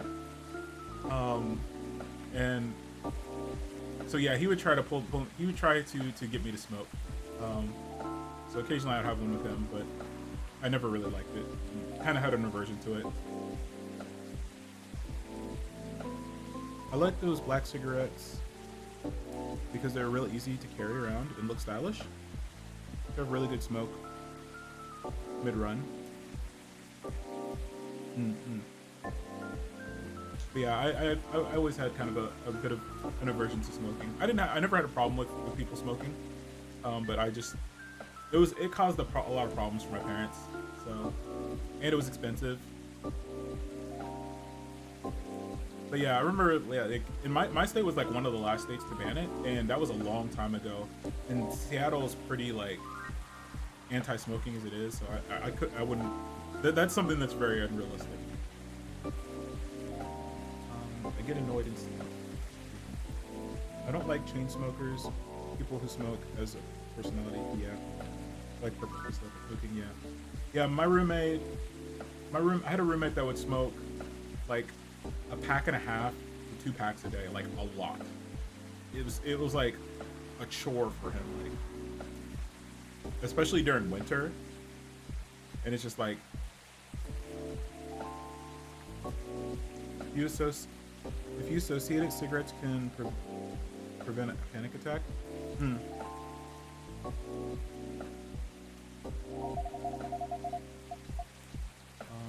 And then I started feeling guilty, which makes me even more annoyed. It's not great, I know. Well, it'd be easier if we always acted rationally. If we only got annoyed at the right people for the right reasons. But things aren't that simple, are they? That's true.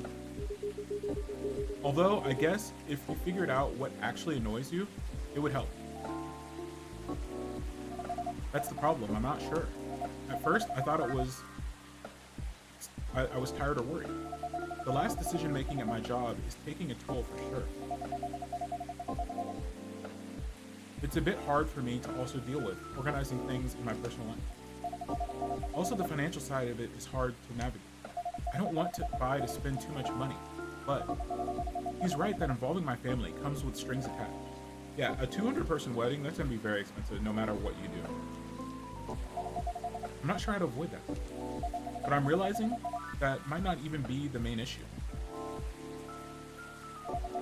The more he sends me links to venues and caterers, the more it feels wrong to me. I don't mean the wedding itself. I want to get married. But the way we're planning it, I don't know. I've been to my friends' weddings before. I also like, I've also been browsing the most popular wedding pictures online. They're always these big parties, very put together, very classy. They have their whole families over, colleagues. They rent these beautiful barns. They hire live bands. They wear designer dresses and bespoke suits. I used to look at that and think, this is great. This is what I want. But now, it all feels more and more off to me. Why don't you tell your fiance that? What if he thinks I'm getting cold feet? Or that I'm questioning his ability to help with the budget? It's up to how you communicate it, isn't it? I feel like they're putting way more... No, I know weddings are stressful. But I feel like they're making it way more stressful by trying to make it like the perfect experience. It's just like, at some point you guys gotta say we're getting married, you know? And we can't catastrophize over every single minor detail.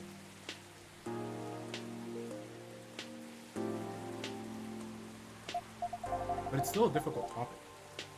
We've been through so much. You all know that. This is supposed to be our special day. a way to celebrate our partnership. I wants to honor that. He feels awful if he'll feel awful if he thinks I don't. Or if he thinks I don't trust him. I swear you and your elf are well matched. You always worry so much about what the other thinks, instead of working out what you want. You do realize that's the important bit, right? I mean, generally, yes, I get that, but how does that apply here? What do you think it means to honor your partnership? To celebrate it properly, for starters, right? And who are you in that partnership with? I believe you met him, the blonde guy with the puppy eyes? Right, I'm glad you remember that. Because you're making it sound like you're in a relationship with your friends who got married. And the strangers who put wedding pictures online. This is your relationship you're celebrating. Why are you so concerned with other people's weddings? He's got you there. He's got you there. Your special day needs to make sense to the two of you. Have it in trainers at a fast food joint, if that's what you like. That way you could also take the budget out of the equation. A simpler wedding won't feel shabby if you make it feel properly yours. I still want a pretty outfit and decent food. Thank goodness. But point well taken. It's just, my family might have certain expectations. F them. They want to have a fancy wedding, let them have a fancy wedding. Do they openly say that? No. Maybe they do, maybe you just think they do. Yeah. And honestly, the bigger and more extravagant the wedding has had zero impact in my my associating it with a good or a bad wedding. The quality of the food is always big.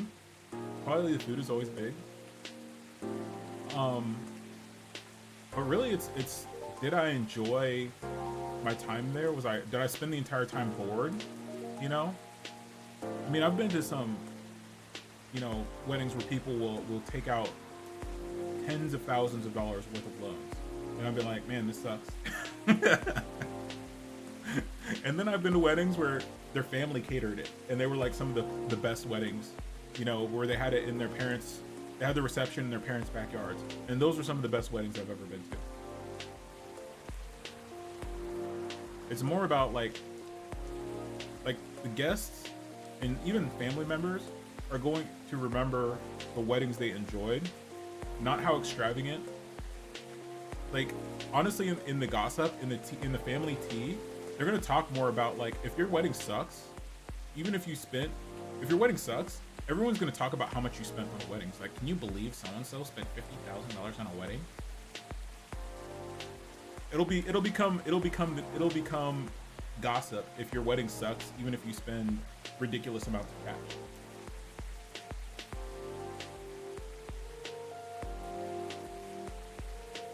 The only way to find out is to talk to them. Besides, isn't Bailey's also about to become your family?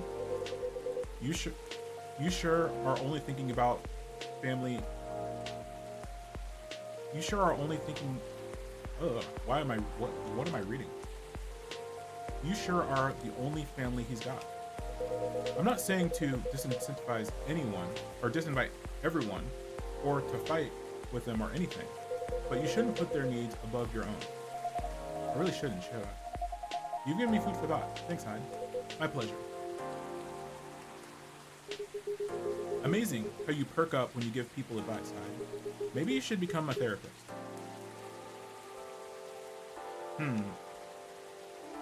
Yeah. Gee, thanks for the vote of confidence. I did say I might become a couples counselor, but I agree with what you all implied, and I don't think I'm quite tactful enough for that. Are you looking to change careers, Hyde? He's bored of modeling. Finds it too impermanent. Wants to leave a mark. Wants to have fun. Just a very quick summary. Oh, I see. Well, is there any way you can make modeling fun again? I don't think so. Last time I had proper fun was maybe 20 years ago. What happened then? I was modeling a capsule collection for a young designer, and she wanted to take her own pictures. She got a studio, lugged the outfits there, found someone to do the makeup. Then she whipped out an old film camera, a proper relic. I hadn't seen one like it since the 60s. My granddad has an old black and silver camera with 2 lenses. Was it something like that? Yeah, exactly like that. She said she preferred it because of the way it captured the light, and also because it was a slower experience. Something that would allow us to connect more. At first I didn't think much of it. I started doing the usual, posing, switching, posing more, but something felt different. Then I realized what it was. Most of the time we were just talking. She only took a picture once in a few minutes, if that. Is that unusual? Yes. Most fashion photographers take dozens of pictures in a row. I felt a bit sorry for her, to be honest. I thought she didn't know what she was doing, and that she was wasting her money. But we had a great time. And we got kind of friendly, I guess. Because at the end of it, she let me use up the remaining exposures. I fooled around, shot some random stuff, and one portrait of her. Then she suggested I come with her to darkroom. Watch how she developed the pictures and how they came out. You did always have a fondness for dark places. It comes with the territory. But as for the pictures, well, they were gorgeous. First of all, I looked really like me. You know, a me I could recognize. But that's not even what stuck with me the most. It's the care she put into processing each frame, working each picture through the chemical baths, hanging them, drying them. It was like watching a magic ritual. And her portrait, when you saw it, she got a bit emotional. She said she was used to being on the other side of the camera. And it was the first time she really liked the portrait someone took of her.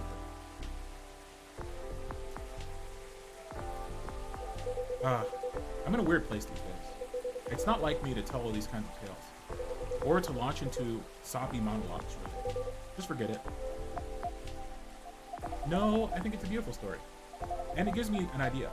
I think of another career for you.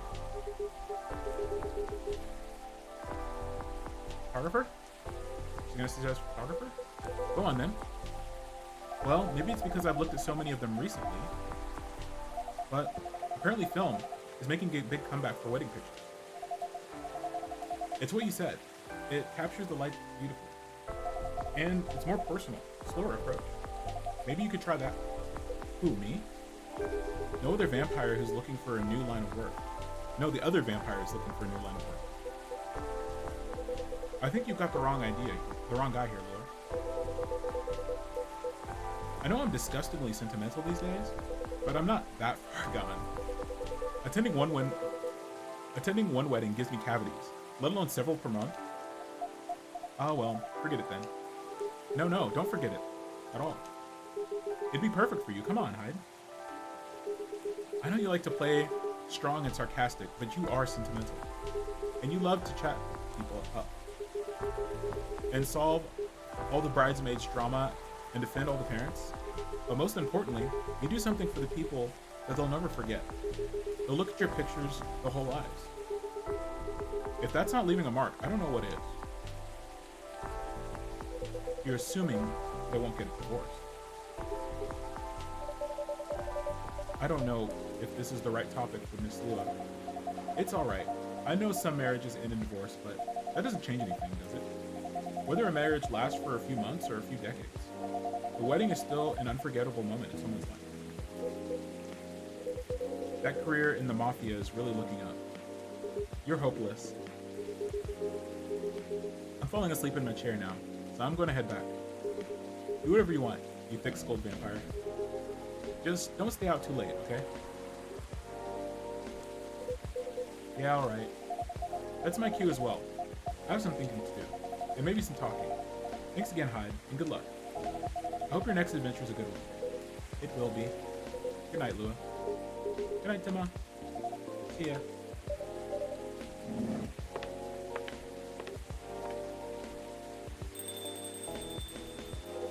Here we go again. Last one sitting. Indeed, proper night owls. You didn't say anything about that wedding photographer idea. It's ridiculous, right? That's not for me to say. but I wouldn't call it ridiculous. It sounds like you enjoy the whole film photography experience. And you do like being around people, don't you? I do, sometimes, but I'm not a romantic. People get married, they think they're taking their first steps into forever. Well, there's no such thing as forever. Everyone ends up disappointing in some ways. And then, next thing you know, I don't want to sound too depressing. So, you don't believe in love? Of course I do, but I only believe in certain kind. You can choose to keep supporting someone to enjoy their company. You can do it for years with friends, family, lovers, but in the end of the day, you're still you, a separate person. And they're still them. There's no two souls becoming one. Not really. I know. But one time I tried, it really didn't work out. But do you regret trying? No, I guess I don't. It confirmed for me that marriage and the like, it's never going to be my type of thing. And there's freedom in knowing that about myself. It's given me space to build other relationships that work much better. But at the same time, when I see people who truly believe it, people who walk into it willing to share their lives so closely, even for most of them, it wouldn't pan out. There's something beautiful there. Like watching a butterfly fly too close to a flame. Or a flower bloom like it will never wilt. Well, in my case, I signed off my wings, but I'm still here. And on that day, for that minute, when I said we'd be together forever and meant it, I sure felt a lot. If you know all that, then you must also know that it's something worth celebrating, and something worth helping other people celebrate.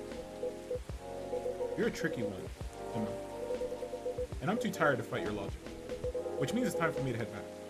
Of course, Mr. Hyde. And I meant to say, I appreciate our one-to-one chats. I hope we can keep providing you with comfortable space here. Oh, it's plenty comfortable for sure. Besides, well, it all boils down to this, doesn't it? The way time passes for me is very different from anyone else I know. Thank goodness, Ayla is from a long-living species. But even then, he'll grow old before I do eventually.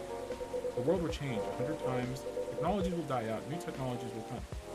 I will feel again the way I feel now. In a century, maybe two. And Lua and Gala won't be around to give me advice. The world won't wait for me. But you will. Am I right, Tima?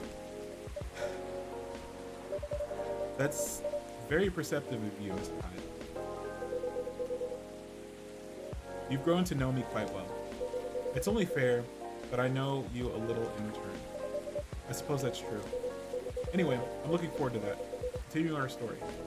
It's nice to know that no matter how much time passes, there'll always be someone here rooting for me. Thank you for your trust, Mr. Hyde. We'll make sure it's not misplaced. I know you will.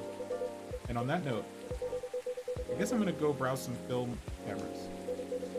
What's the worst that can happen? Indeed. Take care of yourself, friend. And you as well.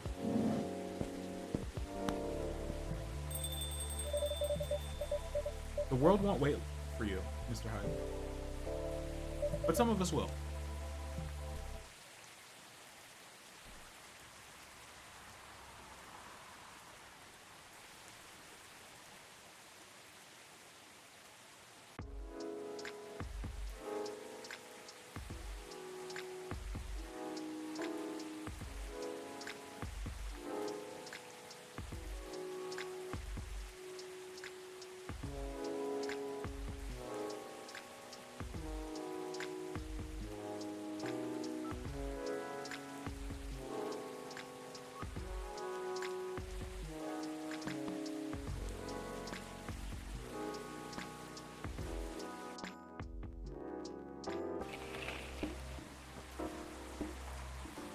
New image recognition tech confuses gnomes with dwarves. Like a lot of image recognition tech, it's not as smart as the tech industry often portrays.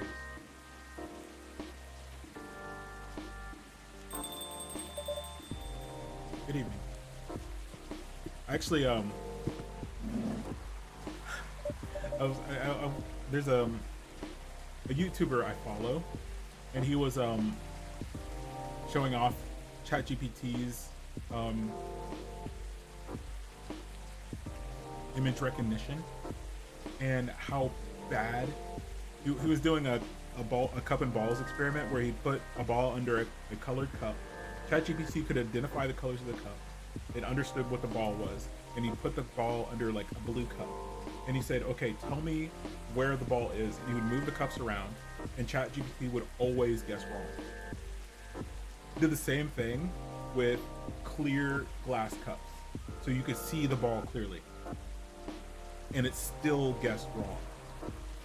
This is like, oh my goodness, it was pretty hilarious. Officer, welcome. Hey, Tima. How are you doing?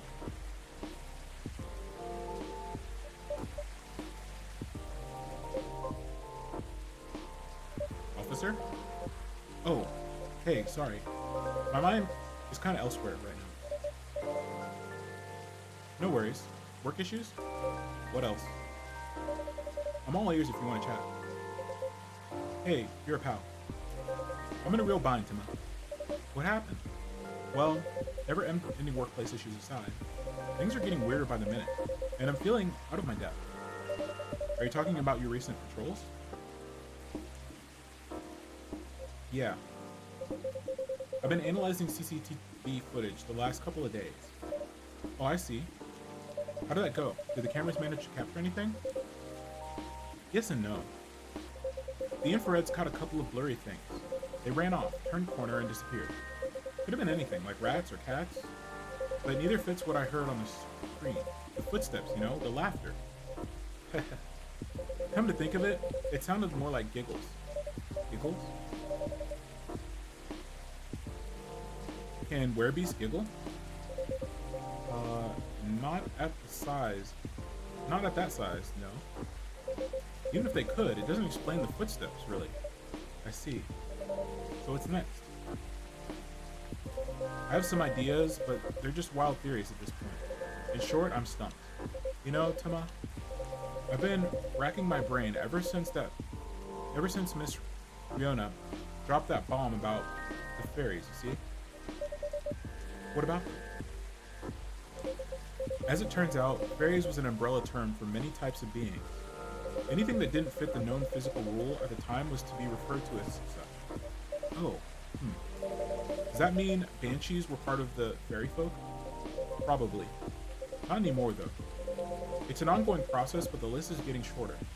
Back then, any sentient being that was even remotely incomprehensible was considered that. And that included apparitions. Apparitions? Yes. Apparitions like ghosts. Ghosts? Ghosts. I see. What do you mean I see? Eh? Doesn't it sound like a bad joke to you? Or, I'm not sure I follow. Bud, come on. Ghosts don't exist. Do they? Because if they do, all I can think about is that damn tree now. Oh, right. The tree. Does that mean it's haunted? It could be? Ugh.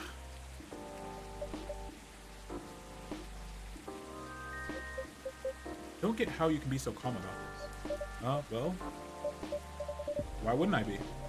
I mean, there have been all sorts of customers here. Some of them are so out of this world, even.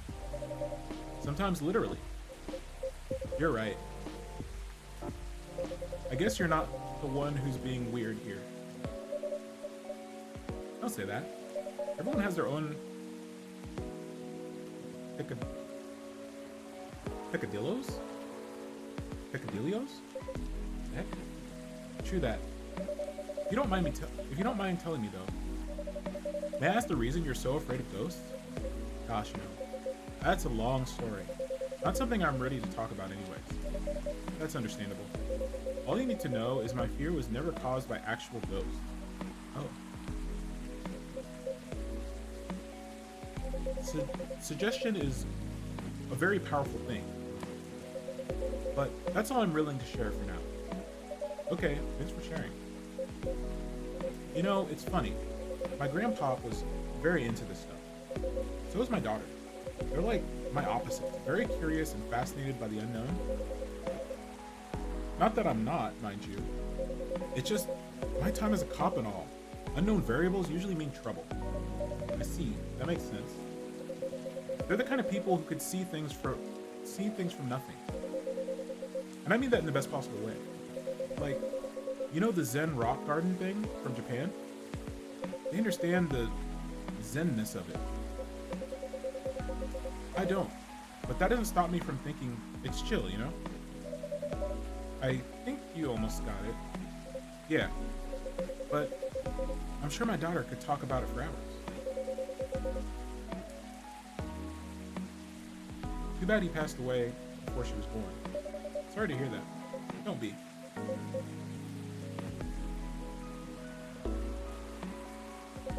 On that note, you see my letter, right? I say I'm pretty acquainted with it now, yes? My bad. That originally was my grandpa's. He bought it sometime after the war ended. It was to commemorate the upcoming new era, he said. In more ways than one. He got honorably discharged due to a severe leg injury he'd never been able to recover from. Ah. At the time, he was living right across the street from a former town hall. For obvious reasons, he couldn't walk far. So it was a good location for him, with all the veterans support nearby. Right. Now, about that street. You see, my grandpa liked to chat. Never liked being alone, that guy. Plus, he pretty much hated his bleak room.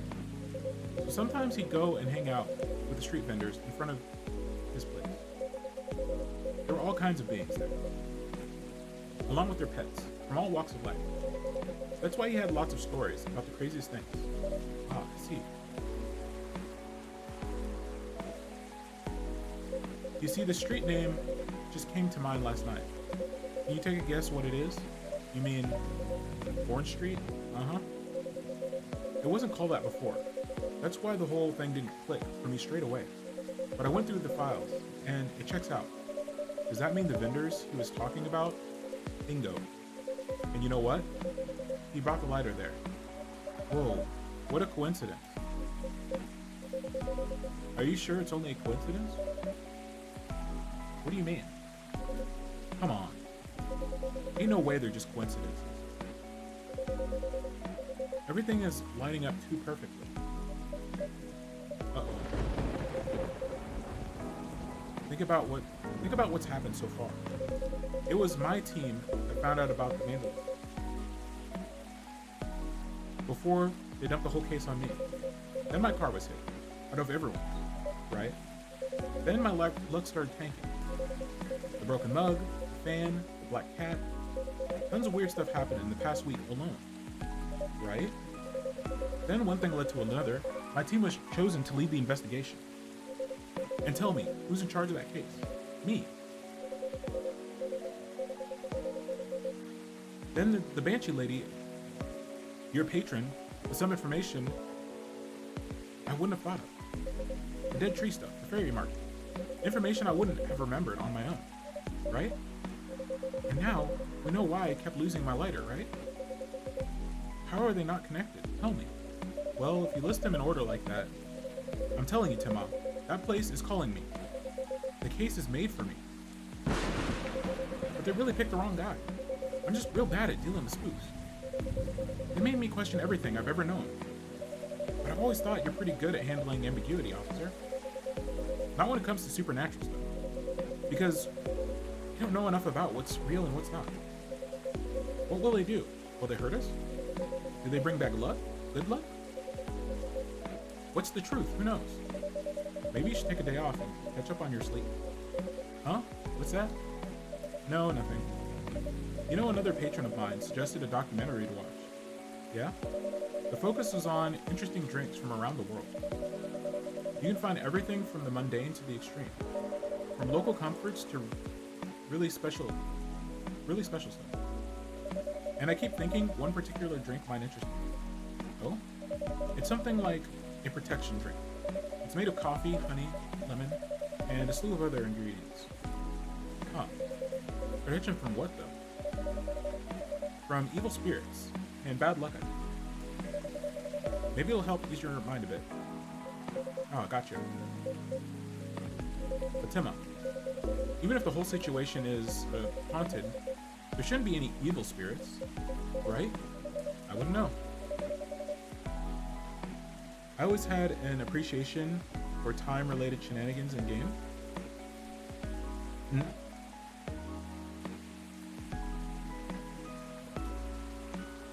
Yeah, I sometimes appreciate, like, Metal Gear Solid 3 had a lot of, like, with the end fight, there was a lot of, like, depending on how much time was between saves, there were certain things that would change in the game.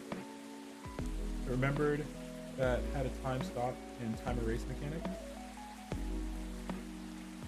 Oh. Yeah, Life is Strange did. That was one of my favorite games. Life is Strange, the first Life is Strange, that was one of my favorite games to stream.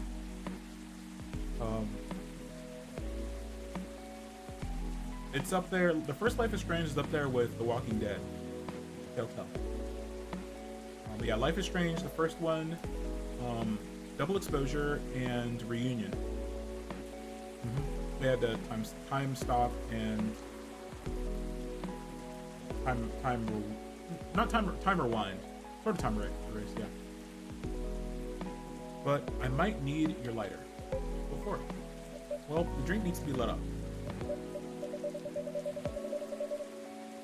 Since it was a multiplayer game, it would affect everyone. Don't get me wrong. Time stop is definitely easy to code if you could just have a predetermined area where a player would be after the timer race is over. How do you slow down time?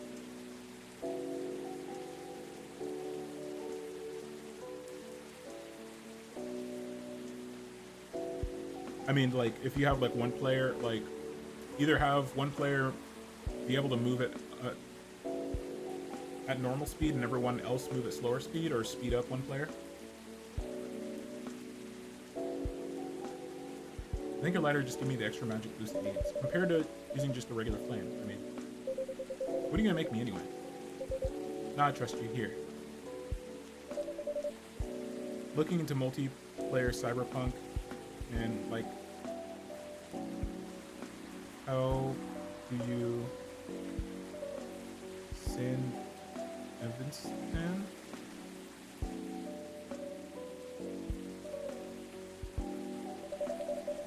Exudes an interesting feeling.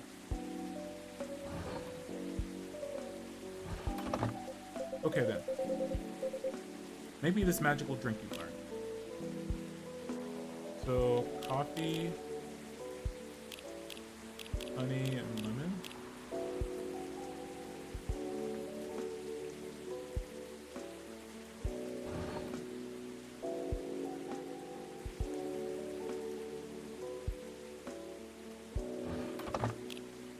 Say coffee, honey, and lemon, right?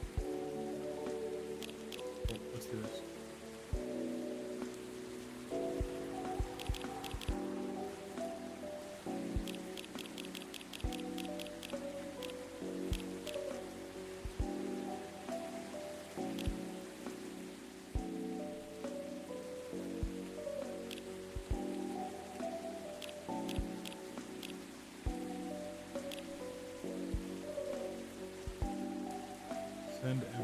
Send is an implant that makes the player so fast that it looks like time is slowed down. In the main game, NPCs react.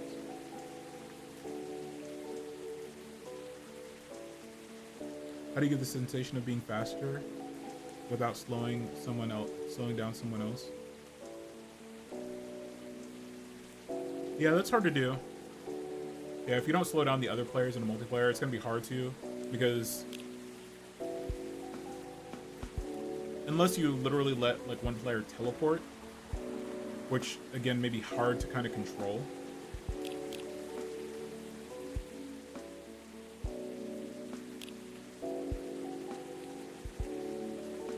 Let's see, coffee. Okay, so I don't think we've done this. Coffee, honey, and lemon. Let's see if this does it.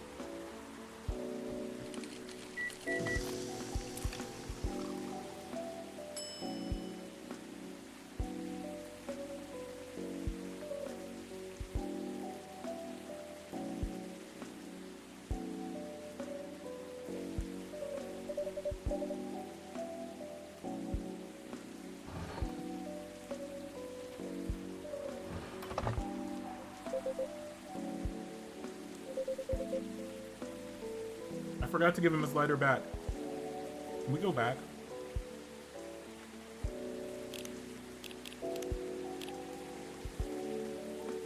How long ago is the save?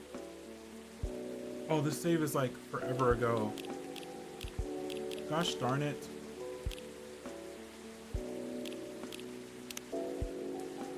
This is really something else. My idea was actually the player being able to choose whether they want to be whoever they want to be, and they would teleport there.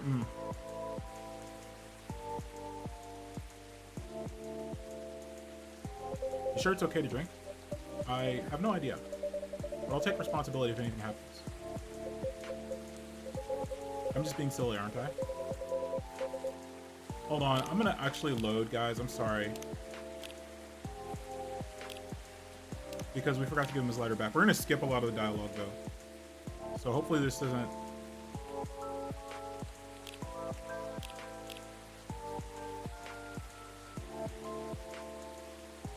I hate to do this, but...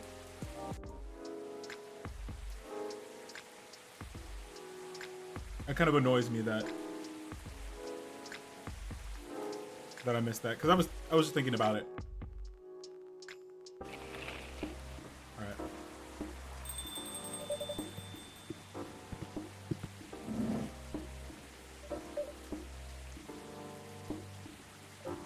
So we're gonna fast forward through the dialogue. Sorry.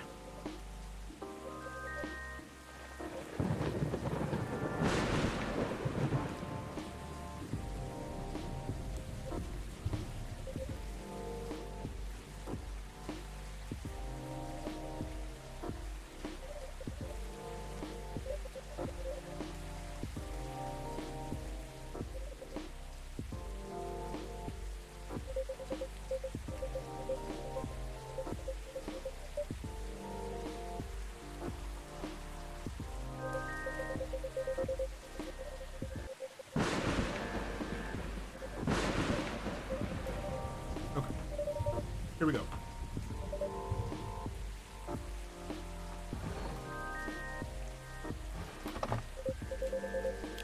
Okay, so it's coffee,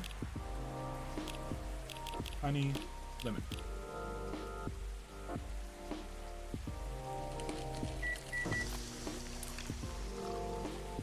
There we go. And then make sure we give the thing... There we go. Oh, wow. This drink does light up, huh? That's special just for you. So don't tell anybody. Roger that. Here you go. Oof, careful. Dang, Timma. This is really something else. You sure it's okay to drink? I have no idea. But I'll take responsibility if anything happens. I'm just being silly, aren't I? Sorry for bothering you with all this stuff. You even made this crazy drink to make me feel better. Don't say that. I'm always happy to help whoever I can. I wonder what he used to make it light on fire. Because usually you have to use, like, alcohol for that. Which, obviously, he can't have. At least with crits, you can actually deal directly with them, you know? Not the case with apparitions. Not with that attitude. Huh? Is this John Constantine? Everything can be caught with a little elbow grease. Not actual elbow grease. I won't make that mistake again. McQueen? Is that you?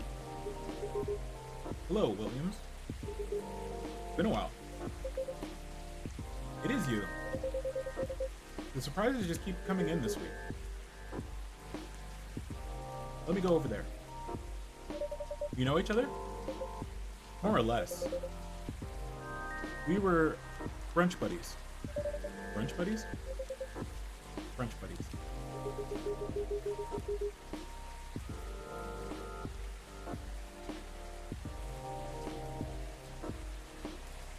I feel like I meant to say brunch buddies in that same serious tone. But I don't like to talk about it. I still get nightmares. I feel ya. I wasn't sure if we were gonna make it out alive. We were truly the lucky ones. Without a doubt. I'll just take you at your word for it. Good. Because I don't like to talk about it. What brings you here, detective? Surely it's not the coffee. Secret place reasons. I've not read the briefing yet. But enough about me. Tell me about your supernatural problems. Yeah? You need to bust a ghost? Oh. Well, busting might be a bit much. I was just talking to Tim about getting over my fear of that stuff.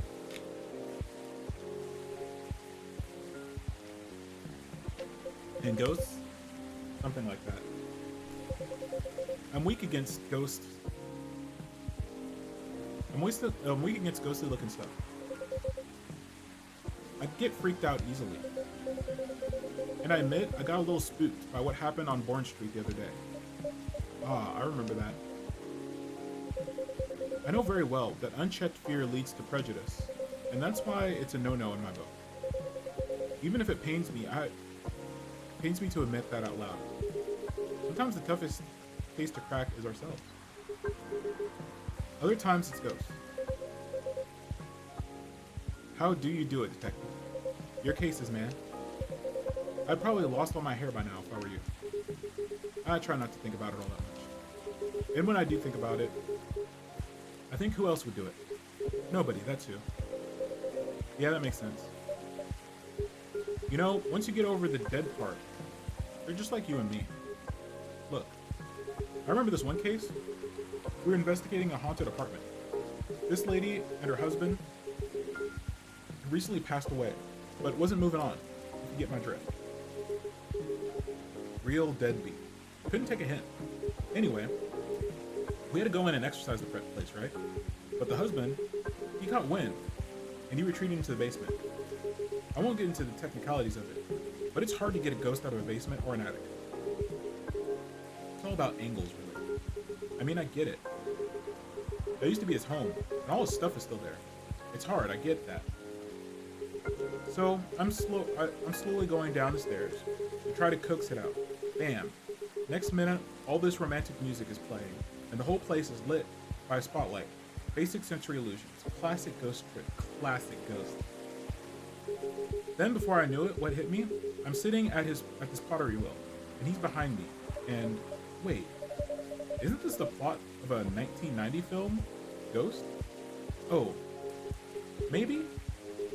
We had a movie night at work. I dozed off before it started. The story must have slipped in my subconscious. Riveting.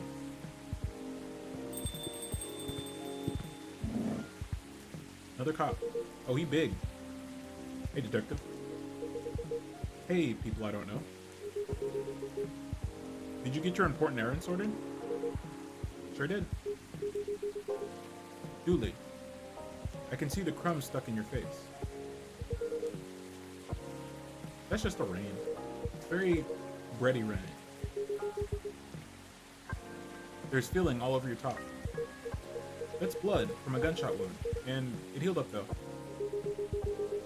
You're literally holding the receipt from the donut shop. That's why they pay you the big bucks, detective. What'd I miss? We're talking about getting rid of Officer Williams' fear of ghosts. Hey, ghost? Yeah, you're afraid of them, right, Julie? No idea. Never met one. We stopped a ghost riot. Ghosts aren't real. So, you don't need to be scared of them. Easy. There you go, I guess. Sorry I wasn't much help. Nah. What you said, they're just like us. That's a good thing to be reminded of. Exactly. They used to be alive, just like us. As long as they don't try to eat, possess, violently murder you, you should be fine. Very reassuring. Just talk to them. Feel their culture. Listen to their issues, and treat them like any other person. See what's on the inside. Which should be easy, since you can see through them. I thought you didn't believe in ghosts. It's best not to overthink anything he says.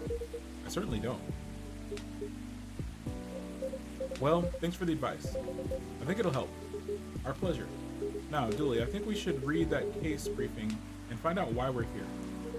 Already did. Oh, turns out we're meant to arrest the person driving that taxi. Instead of taking it all the way to Seattle, yes. Why? The driver was a chupacabra. Okay, let's get out of here, Dooley. Good luck, officer. Thanks, McQueen. A lot. You too, Officer Dooley. Bye. Bye, guy. Good luck with your rat problem or whatever. Bye, Coffee Wizard. Take care. That was quite something. Well, what do you know, Emma? Looks like my good luck is back. I'm feeling like $1 million now. I'm very glad you do. Thanks anyway. I really did nothing much. Are you going to be okay? Okay enough to start thinking about what to do next. I'm done here for the night. You have a good evening, alright? Please keep me updated, officer. Will do. Alright then. Maybe I'll go check on the stock and... Is it the cat? Look. Oh. Hello. Miss Riona, welcome. Hello. How's the traffic out there? It's a mess. There's construction work taking place on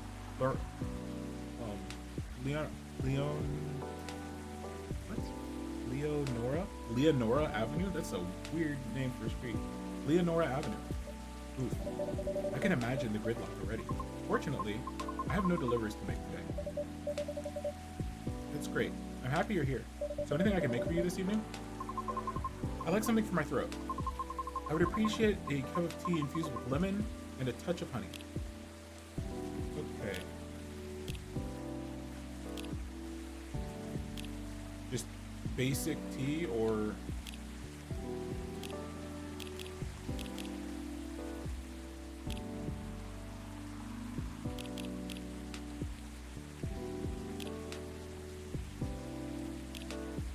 lemon and a touch of honey.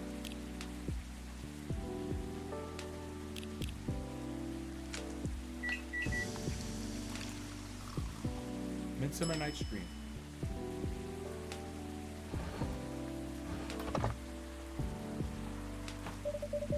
Cup of warm Midsummer Night's Dream for you, miss. That's what we call it here? How whimsical.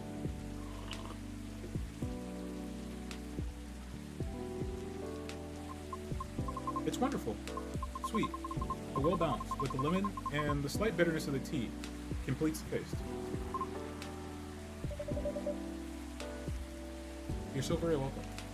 By the way, you just missed Officer Georgie by a few seconds.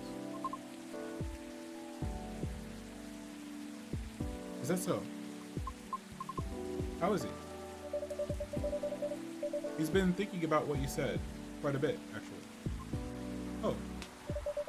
He's currently dealing with plenty of clues. He isn't used to it. That's why he's hard at work at the moment. I see. Bad traffic aside, how are you?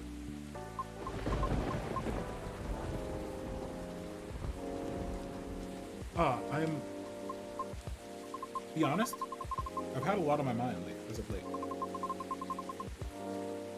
And I don't know how to express it without sounding pathetic.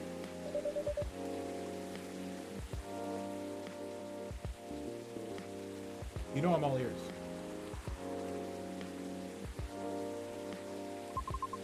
That may actually be part of the problem, I'm afraid.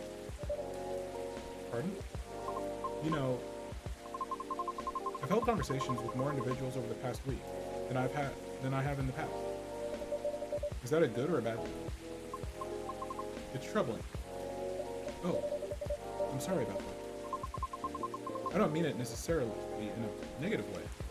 It's just, I used to believe that I had a settled life objective. But I've been doubting it lately. How come?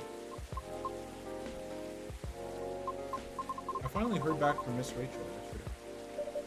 Any good news? No.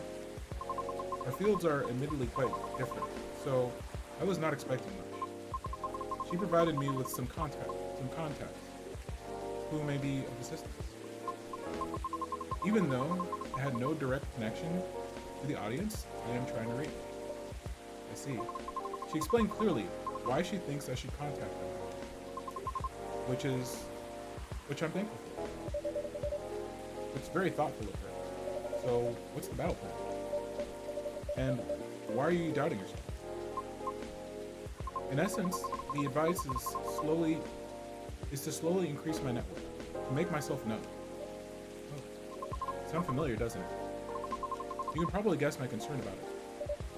I think so, but you can give me a refresher. Just so I don't misunderstand.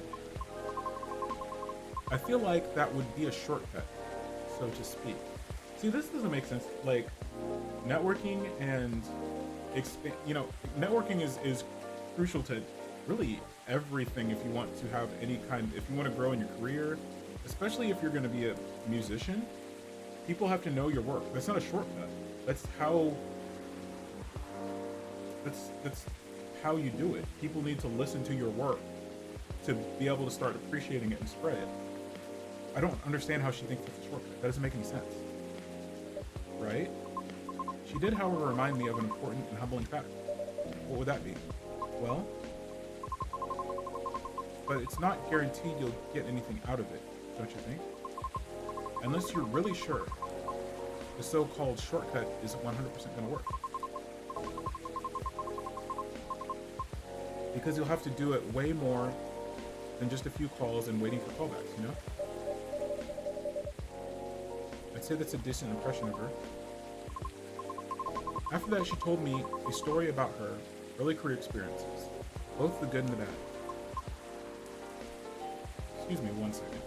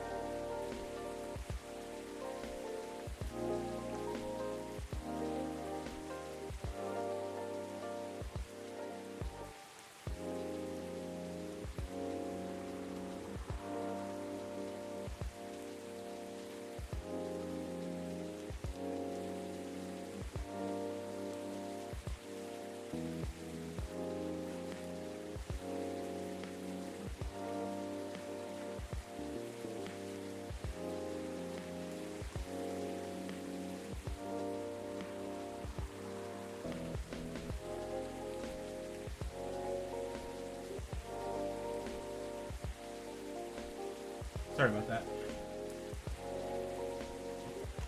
So unexpected, unexpected delivery. Getting noticed is truly only the beginning.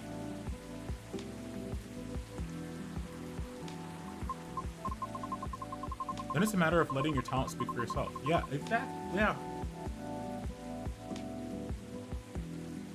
Or you go out there to develop connections with the right people. Even then, there's still no guarantee of success. Exactly. But if you're not being heard, you know, then there's zero chance of success. If that's your goal. After listening to her explanation, I respect Miss Rachel's determination. It's like an athlete. Like if you're wanting to be a collegiate athlete or a professional athlete, if people don't know to scout you, then you're not gonna get scouted. And if you don't get scouted, you're not gonna get recruited. So you have to network so people know to even start looking and seeing what talent you have. It's not a shortcut, it's a necessity. I can certainly see how it worked out for her.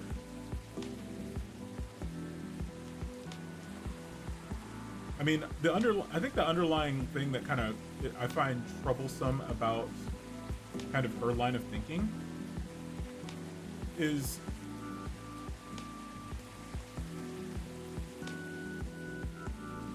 networking versus organic, totally organic.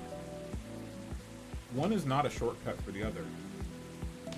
Both are valid paths, and just because you didn't have a completely organic, like this person came out of nowhere, doesn't mean you're like taking a shortcut at all. I mean, you can get the you know, best people looking at you, the most recognized scouts, or you know, in music, the most recognized producers looking at you and say, no, you know, and then organically, you know, get picked up and still get to the end result of getting the roles you want. But taking out one path versus the other, it doesn't make a whole lot of sense. It's not, one path isn't more valid than the other. But then I was left wondering whether Mr. Lucas meant something similar during our first meeting, right? I thought it all sounded familiar. Will you try her suggestion then? I don't know. Is it difficult? No more difficult than sending reels to every audition I've come across and being rejected by every single one. But for some reason I feel conflicted about it. Speaking of Mr. Lucas, he and I have also continued our correspondence. Although, perhaps it was more like a necessity. Something happened. He was stuck. Pardon? Actually, he posted about it on social media last night. Oh, I might have seen it. Did you? I came across it when I was updating my schedule and responded out of concern. He called me almost immediately. He was loud. All seems in order. And extremely drunk. Really? He denied it at first, but it was too obvious to not notice. He told me he was walking aimlessly, deep in thought, and entered Cary Park without realizing he'd done so. We didn't really read these.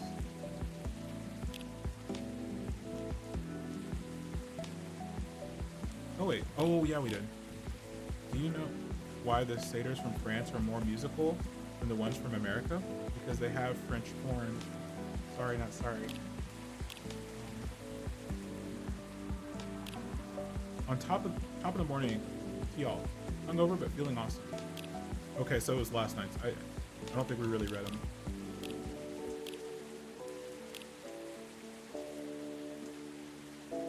Must have been some deep thinking he was doing, because I think it rained pretty hard last night. Well, I wouldn't know. The bus to and from there is currently not operating after 10 p.m. which is why I sent him a message informing him of that fact, as he seemed to be unaware of it. Right. So he called me to ask if there was any other mode of public transit nearby. Would it have been easier for him to just call a cab? He told me he wanted to know the city better. At midnight? Why not? After all, you operate your business after dark yourself. Touché. Perhaps he just didn't want to go home yet. And I might be mistaken here, but I thought he doesn't like drinking. Wasn't it partying? Nevertheless, I think last night was quite different. It appears he had dinner with his team. Yeah, I saw that, I remember that. And he needed the extra courage in order to negotiate with them about his proposed new direction. Oh. I see. I suppose it didn't go as expected. Perhaps. And I know that feeling all too well. Miss? However, he said he will keep negotiating until they reach a compromise. That's good.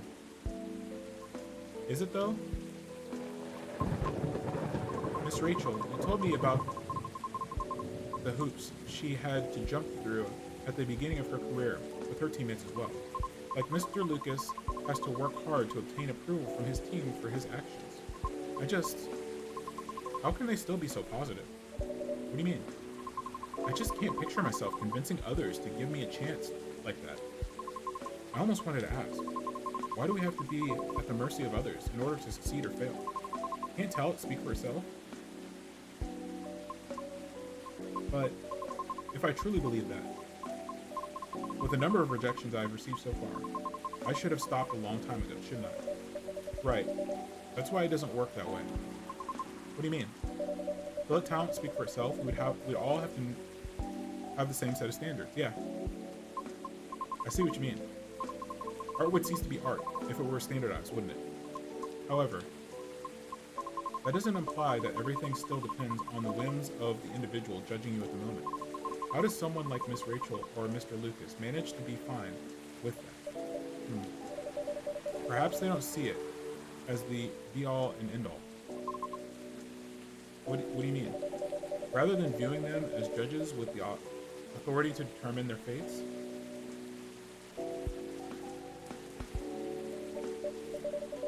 Perhaps they simply see them as hills to either overcome or avoid, if that makes sense. Just a matter of perspective as to where the power lies. But it's not easy to climb those hills, especially if you've never done it before. Therefore, it's good to try to find out what works for you and ask for guidance or assistance. Because one can't possibly know every single way to overcome obstacles. Or to safely recognize warning signs without first learning about them from others. Is that what you're trying to say? I see. Still. Miss Riona? Oh yes. Sorry, I got a bit lost in my thoughts. You're fine, I promise. But speaking of Mr. Lucas, what happened to him after the call? I picked him up and drove him home. Whoa. But I thought you're located in Bellevue? I am. But I still had unfinished business in the downtown area. Moreover, he suddenly began singing quite loudly at the end of our call, which led me to conclude that it would be best for me to go and fetch him. I see. How was his singing in your opinion? It wasn't too bad. If not for the fact that he was screaming most of the lyrics, that is. Well, his hoodie was soaked when I arrived, so he had to take it off before getting into my car. Thankfully, the water did not completely soak through his shirt, so he remained relatively dry. However, I still had to lay down the seat covers, as his fur got rather wet. I hope he didn't get sick then.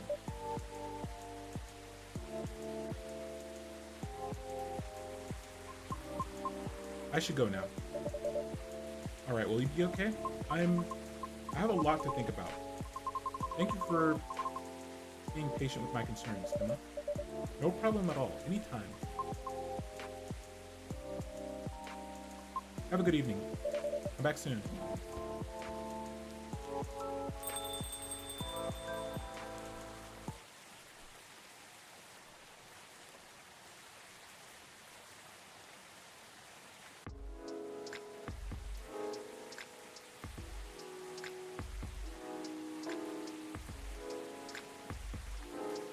September 29, 2023. Alien sightings increase. Is this an invasion?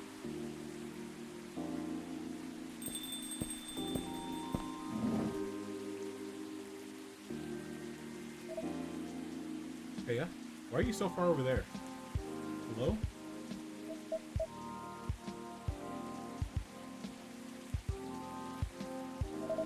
Knock knock. Anyone there? Mr. Bailey's, hi. I'm sorry, I didn't hear you come in. How are you tonight? Alright. But you look pretty distracted. A penny for your thoughts? You can have them for free. I was just pondering the hidden side of things.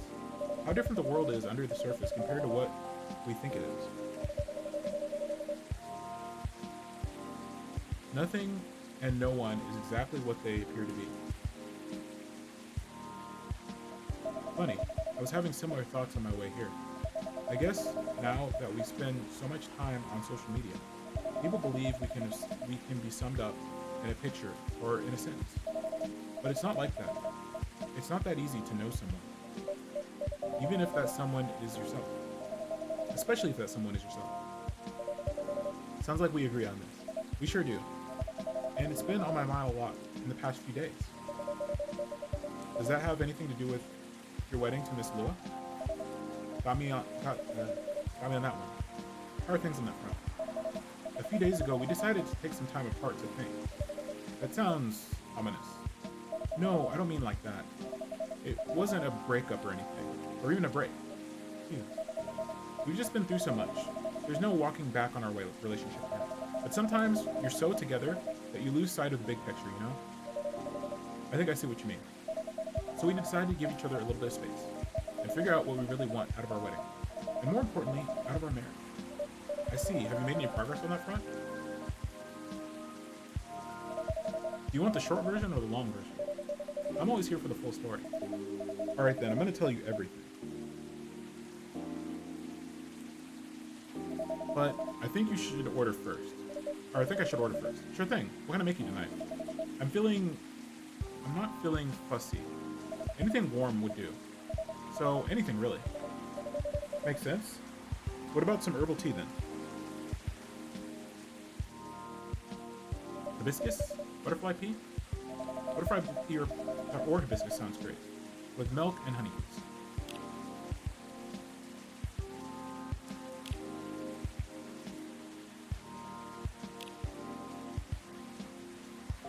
I'm very lucky to have people who's with me no matter what. I won't take it for granted.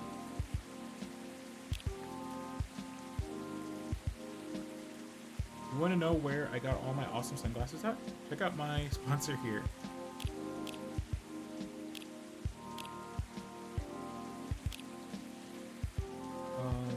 Milk and honey. So we have the Sweetheart Latte, hibiscus, milk, honey.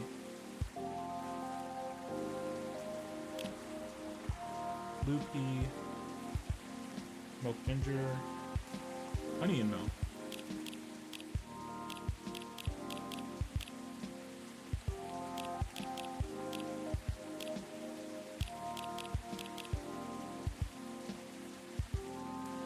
We don't have blue pea, milk, and honey though, so let's try that, I guess.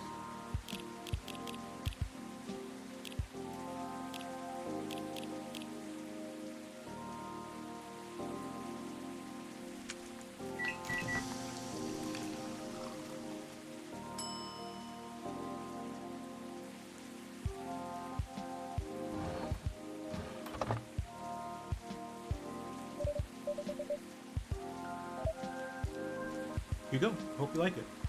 Thanks, Tama. This is so nice. And it brings me way back. You know, I'm not really in touch with my family anymore.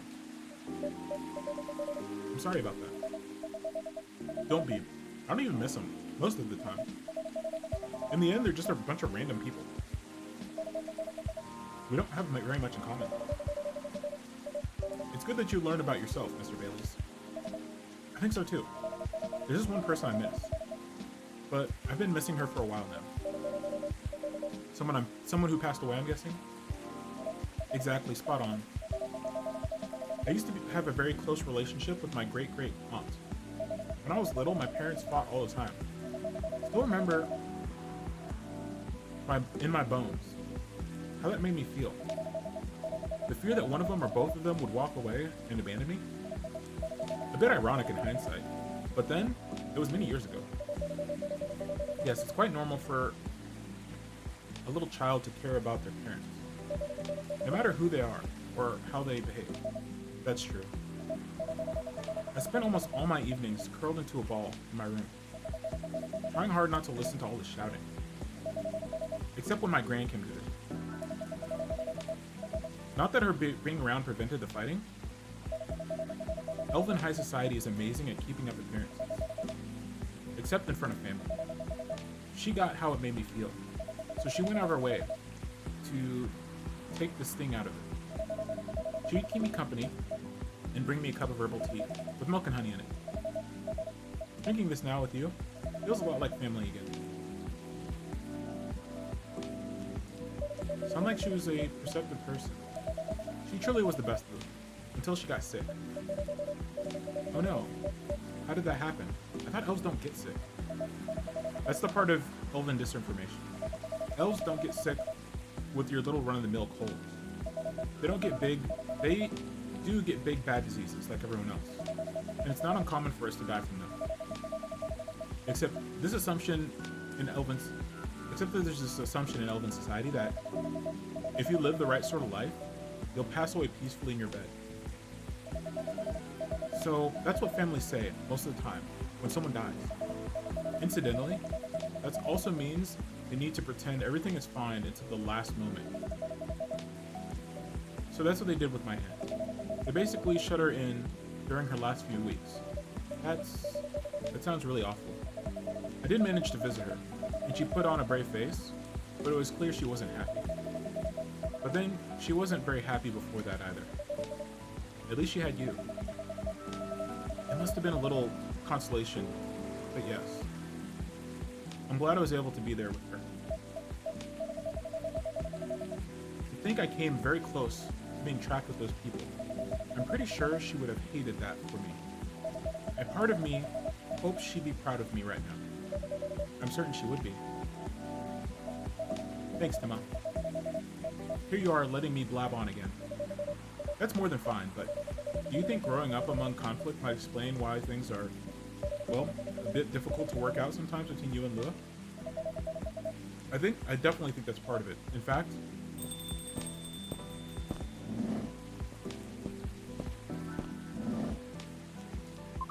good evening. Hi, Tima.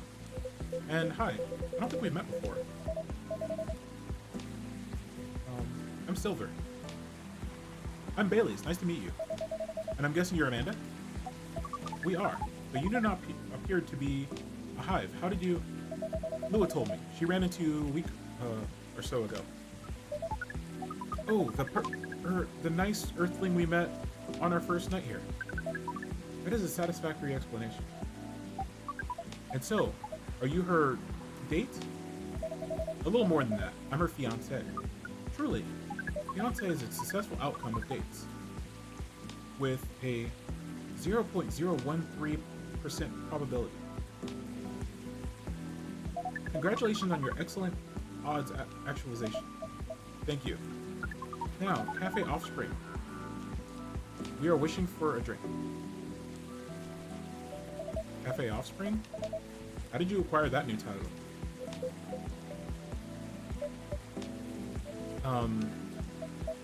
Alright, sounds like something I shouldn't prod too hard. Never mind me. You're about to order, Amanda? We were. And what we wish for is a memorable partying experience. Ah, I suspected something like that. Last visit in a while, huh? That is accurate. I take it you completed your research on Earth. Almost. We were quite satisfied with the outcome of our mission. Interesting. Sounds like there's a story there. But first tell me, what sort of experience are you after? We wish to have something we've never had before. It's time to get creative then. Take care not to reuse any ingredient you served us in the past. Any ingredient? I can't remember what we served.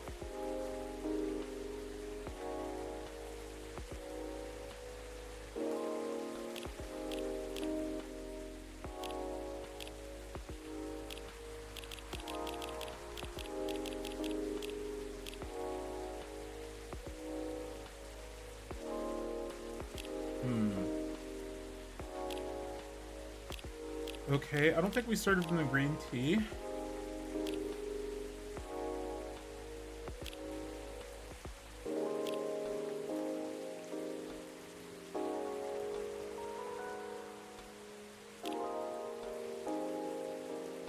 Can't remember if we served them mint.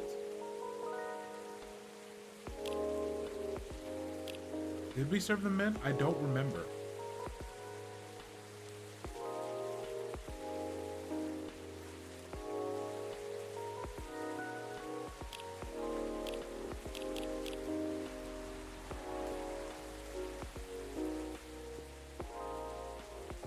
I mean, I guess the safe play would just be to serve them straight green tea. I don't know if we served them green tea before, but if we just did that, that'd probably be the safest play.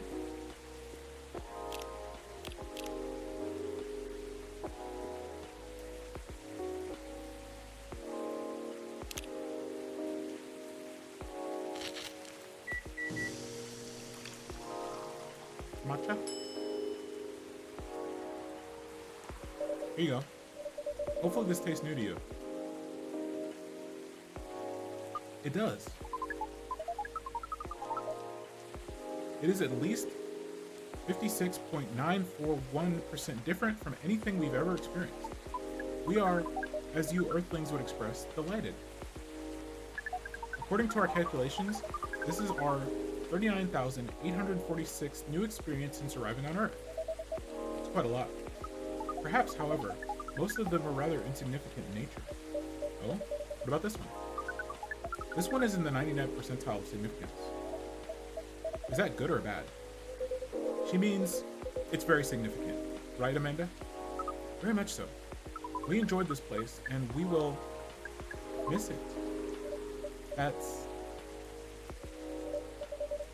Don't mind me. Getting a bit emotional here. Anyhow, I trust the agent gave you no more trouble? That one was quite close, actually. We had a little brush with the authorities, you see. Yeah, Lua mentioned that. He made her really angry. She was still seething when she came home that night. Please tell her I'm grateful for that. Well, that agent kept looking into things, even after a second visit here. The scariest thing was when he came by my cafe, or what he thought was my cafe. I really feared he was onto us, but apparently he just enjoyed the chat we had here the other night. Or that's what he said anyways. I don't know if that's true, but when he saw the cafe wasn't open yet, he ended up leaving and hasn't showed up since. That's a relief. And we have thought on it for a while, and we have decided we do not care for that sort of excitement. Not if it makes our siblings so sad. You've really gotten a hang of emotions now, haven't you?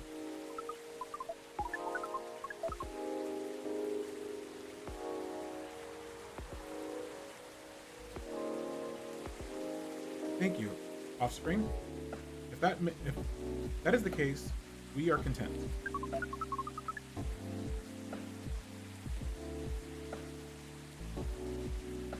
That means our mission is well and truly accomplished. Did you come here specifically Did you come here specifically to pick up Earthling emotions? No, we came here for the purpose of general Earthling research. But it appears to us now that emotions are one of the most interesting aspects. We'll be submitting call it an academic paper. Uncontrolled stimuli and reflexive neural patterns, deep-level communication in hive versus non-hive species. Wow. That's how you know it's serious research. I don't even understand the title. Amanda always was the brains in the family. That wasn't your only mission though, Amanda, right? If you're leaving, does that mean... Yes. Pearl and I did go out on a date. Right. You're looking for love, aren't you? I am. I was, I think. I think I may have found it. Wait, wasn't the first date really short time ago? Just a couple days. But I've been waiting a while, and I really think this is it. When I took up this mission from the Hive, when I came to Earth, and during the entire process when I changed, What I was hoping was that someone would see me for who I am. And I really think she does. That's so great, but I'm curious. Doesn't being in a hive provide that experience of feeling seen? It does, and it does not. And in fact, we hope that is something our research might improve. The hive sees thoughts and desires honestly, but is not able to communicate the reason for those desires, the emotions, as it were. We do not dwell on those, nor will we start to do so in excess. But it seems to us now that they may have been worth conveying, at least to some extent. Yes, what Amanda said is part of it. I was very unaware of my emotions when I first came to Earth, and I was really bad at communicating them clearly to others. In some ways, I still am. It will be harder for me to grasp them than from most people. But when I started to understand them, I was both fascinated and scared, which is not an uncommon experience, I think. It's really not. It requires a good deal of courage to look at your emotions honestly. It certainly requires some time, and even more time to find someone who can look at them with you. Not get scared and take them as they are. Someone who can see you clearly and kindly. It's a precious thing when that happens, huh? Even if it doesn't solve every problem. It sounds like you have experienced. It sounds like you've experienced this. Yeah, but I don't want to be a downer. Don't worry about that. You haven't solved your predicament with Lua yet, then? No, not yet. It is as you said, Silver. It's not easy to look at our emotions honestly. I think we both get really anxious about everything, to the point we couldn't see the situation clearly. So in that sense, taking a little time apart is doing us some good. So you are leaving your small hive to spend time on your own. Yes, you could describe it like that. We see. It sounds rather similar to what Silver has done, and similar as well to what we are both doing now. However, Silver and I have reached opposite conclusions. Silver has decided to sever himself from the hive and explore his own path, while we have been feeling the distance from the hive keenly. And we wish for that distance to disappear again. How do you feel about your own hive? Well, I definitely can't wait to be cuddled up with her. Then it appears that you have reached the required conclusion. How is it that when I listen to literally every single person in this cafe, our situation feels very simple, and like I should just get over it myself. But then when I go back, everything feels so muddled and impossible. Our own emotions are so much harder to unpack than the emotions of others. You have gotten the hang of this, indeed, Amanda. We have merely understood that emotions are what resists the scientific method. But resistance should never keep a scientist from trying. Nor should it keep you, Haley's. I think you're right.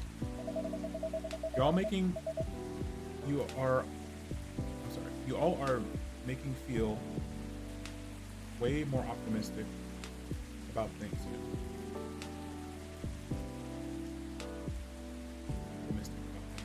Huh, that's a weird sentence. Thank you, really.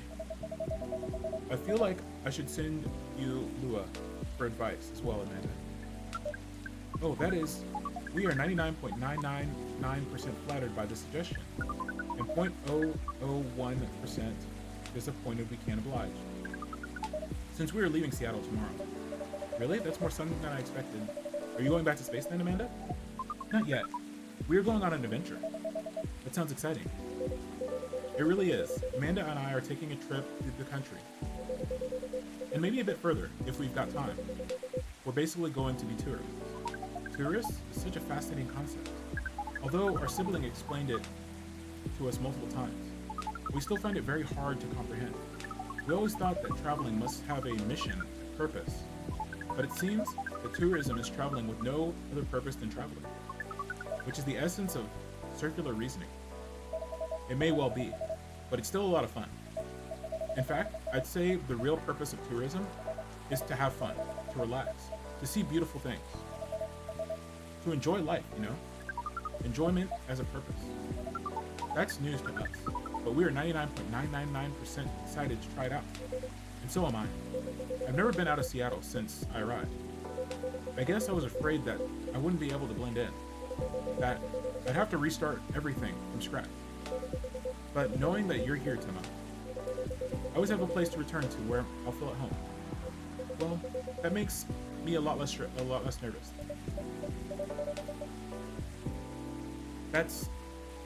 I'm very happy to hear that.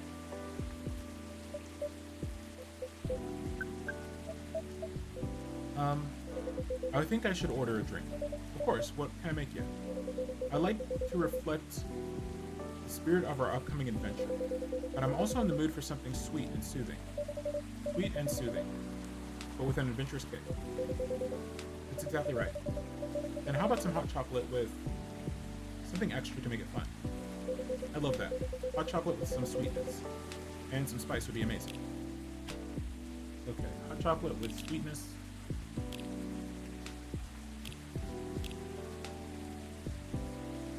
And spice. Okay, so chocolate.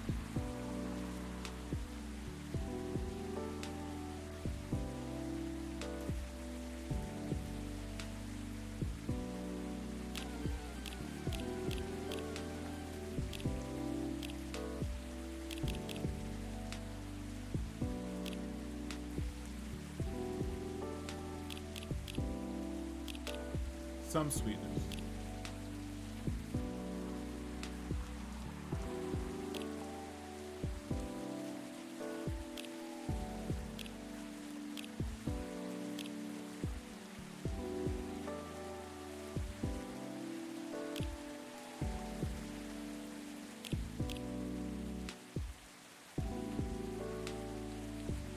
Let's see.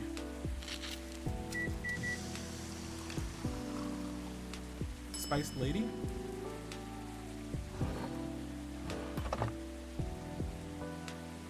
Here you go. I hope you like it. It's not quite there, but never mind.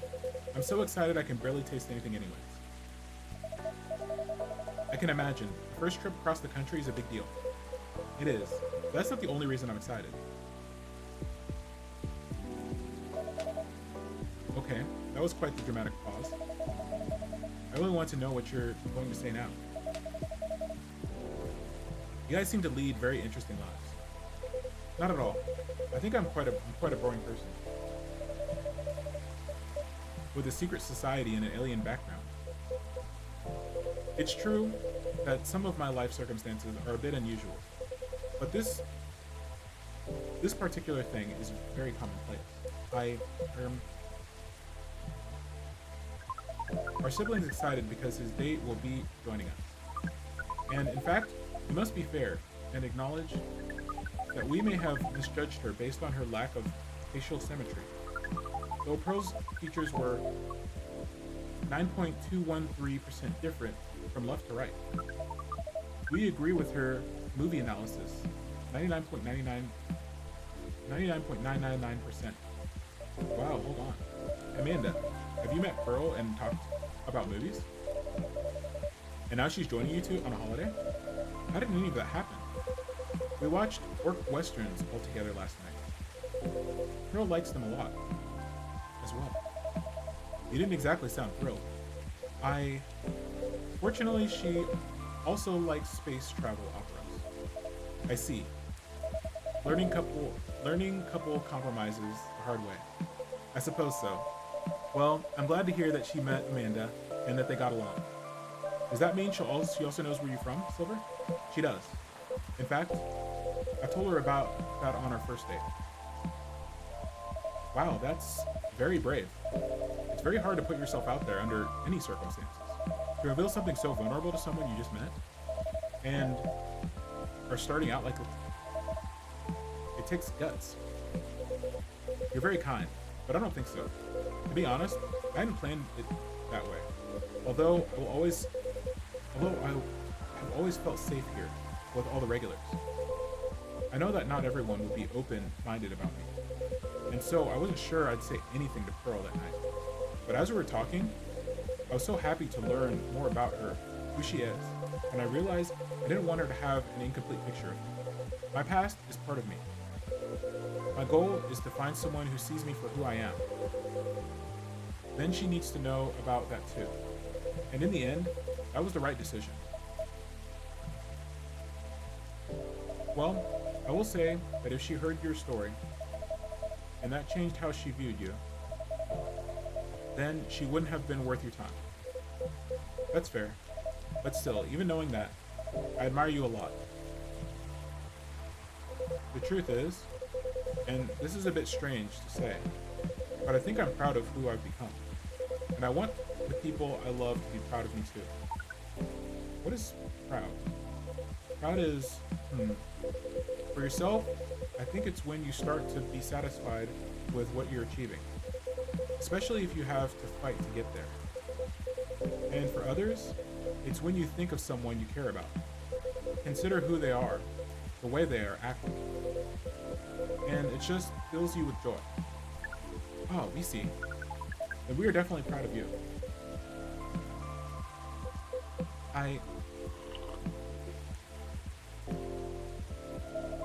You two are a really sweet family. And so are you, Miss Lua, and Mr. Bailey. True. Chosen families also rock. Yes. When we met Pearl, we came to a conclusion.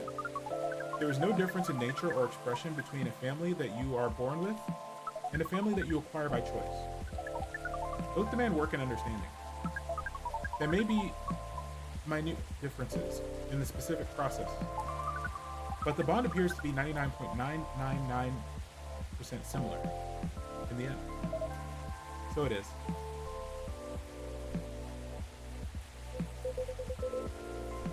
Well, we should probably get going.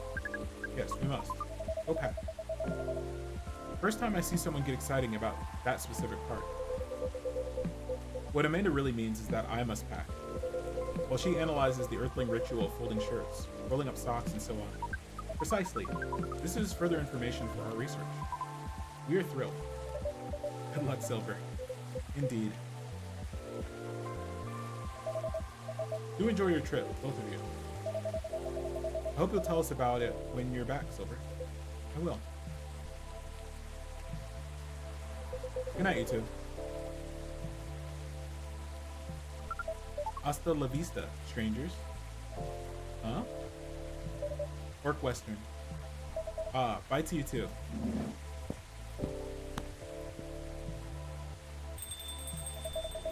There's never a dull moment in your cafe, Tima. I try. I guess it's time for me to call it a night too. It's been a bit harder to have a regular schedule since I've been sleeping on the couch. Ouch. You don't even sleep in the same bed? We're really trying to give each other some space, but maybe it's been long enough. That's up to you and Mrs. Lua, Mr. Bailey's. But there's a fine balance between not enough space and so much space that you can't close the gap again. Yeah, good point. I'm going to sleep on it, or try. And I guess I'll be back soon to tell you where we're at. I'm counting on it. Good night, then. Good night, Mr. Bailey's. Cinnamon latte.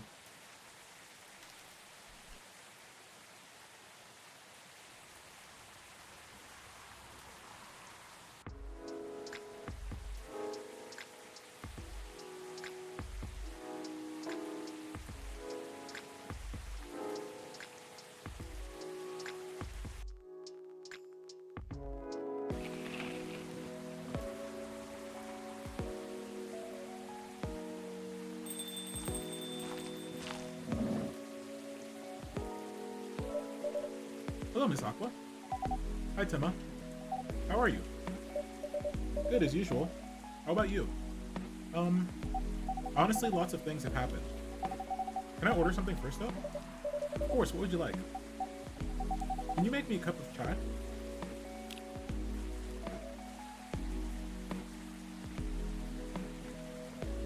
First.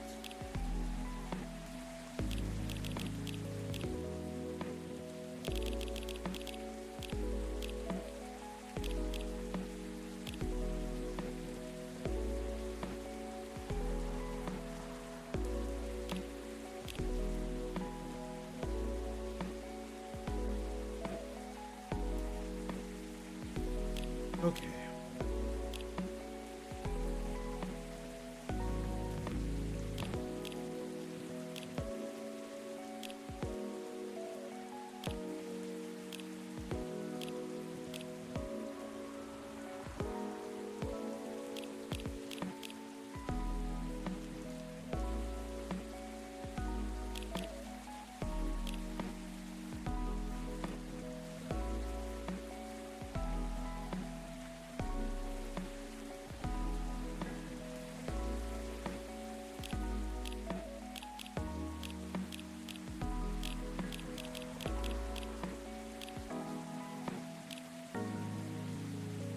Let's see.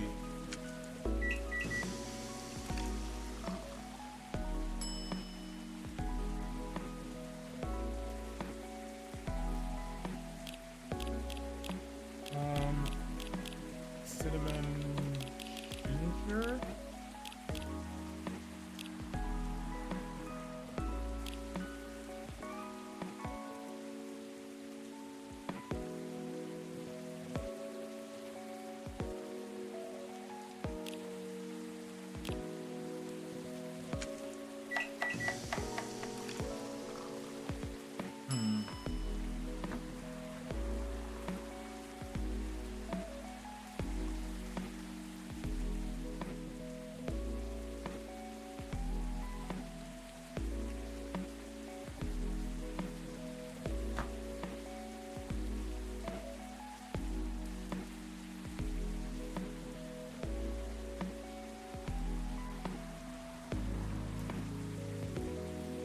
Wait, am I stupid?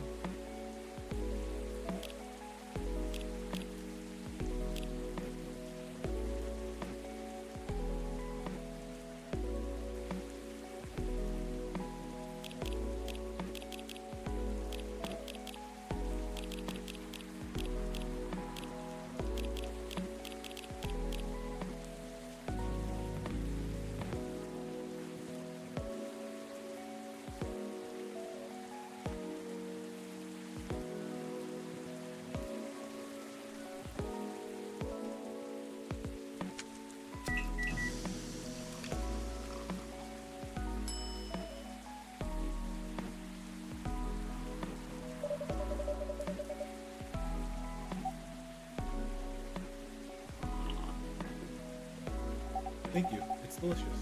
You're welcome. So, you were saying? Oh, right. It's just, I've been busy with work. Working on my game. I see. How's it going? It's pretty difficult, but I'll manage. I'm glad to hear that. How's that contract you talked about the other day? Oh, that? I rejected it, of course. There's no saving it, really. Which is a shame. I truly like their games. But with all the shady requirements they had, I could tell they looked down on us small developers.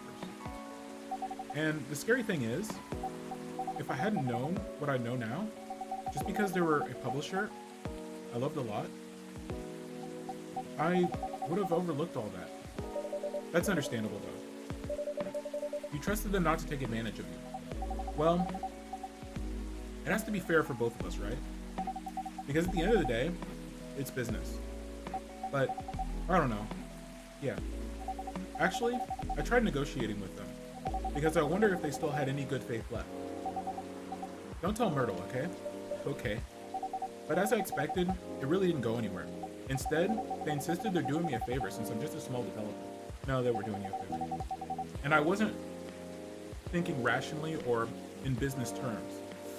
Ooh. Doesn't sound like good faith to me, right?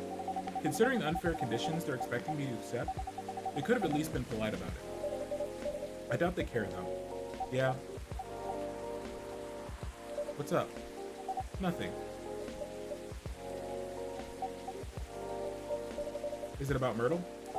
Oh, well, sort of. I haven't talked much since our little argument, only checking in here and there. I'm going to a tech mall, so I can look for parts to upgrade my PC. Oh? Yeah. I hope I'll get good deals there. I wish Myrtle would apologize, though, for treating me as if I was totally clueless.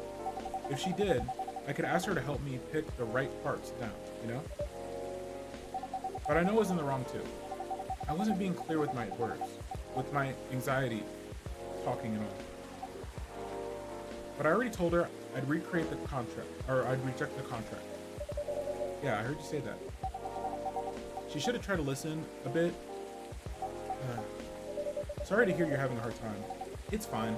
It was just bad timing.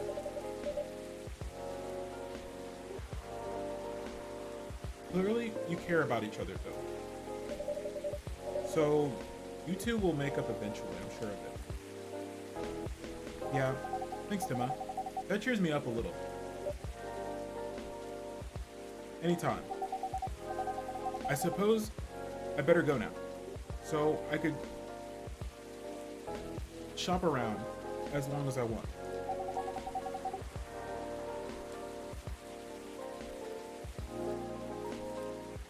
Maybe I'll get something nice for myself too. Like what?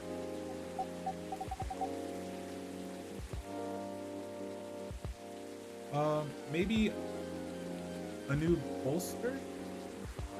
My current one is no longer firm. Ah, I see. Well, I hope you have a good time. Me too. Thank you, Tima. See you later. Take care.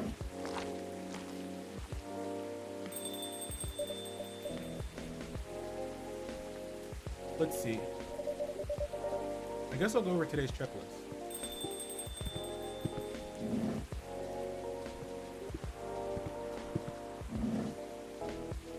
Well, hello, gentlemen. Hello, Tima. Emma? Nice to see you here, Henry. How goes it? Good, good. I see you're doing good too. As usual. What do you want to drink, Henry? It's on me. No. That won't do. Well, let's talk about bills later. So, what will it be? You first. You sure? I'll have STMJ, please. Okay, we actually made that, thankfully. Milk, ginger, honey.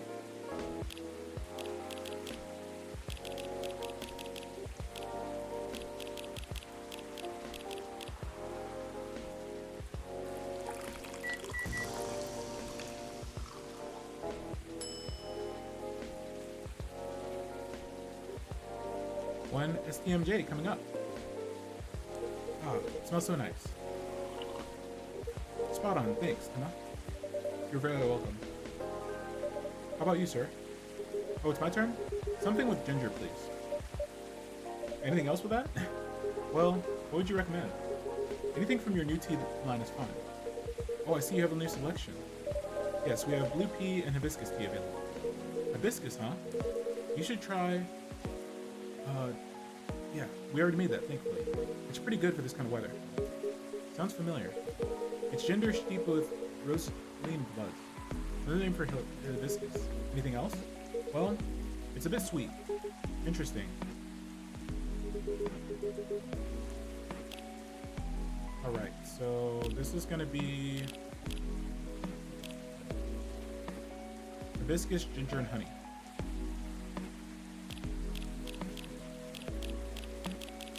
Hibiscus, ginger, and honey.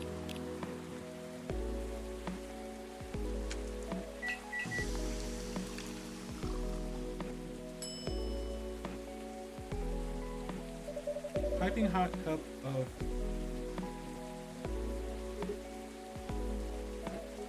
What do you think, Henry? Does it look any good? Uh-oh. It looks about right. It smells good too. Try it. Yep, it's good. Glad I passed your impromptu test. So, what's been going on? Did I miss anything? Something happened, didn't it? You can say that. I think the officer is coming too, by the way. Alright.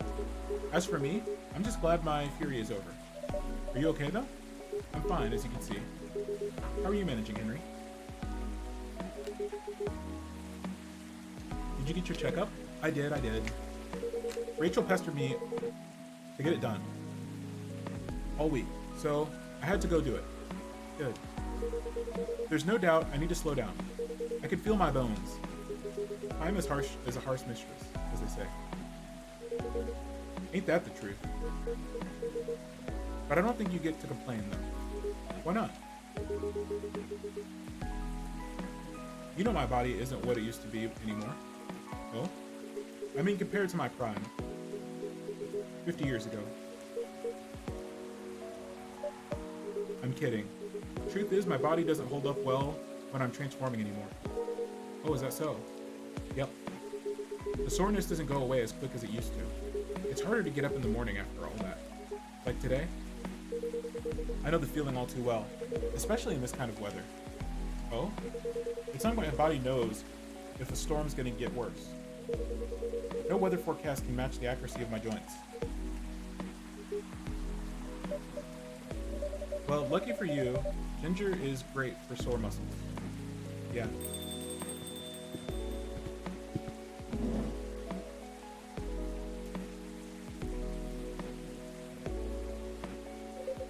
Hey folks. The man of the hour. Hey, Georgie. Timma, what'd I miss? Some very important weather talk. Is that so? Sounds like I missed a ton then.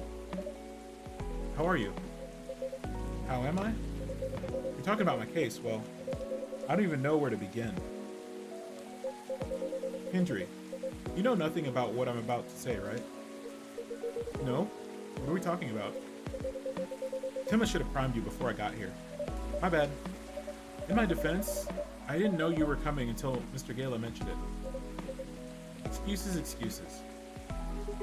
I'll explain it to Hendry. In short, there's been a string of car vandalisms nearby. Okay, great. I'm glad we don't have to recap because we already know the story. We've already told like 2 or 3 times. So he's trying to figure out if the tree being gone has anything to do with the case. And that's where we are now. That's about it. That's a lot to take in. Anything new happened since? Well,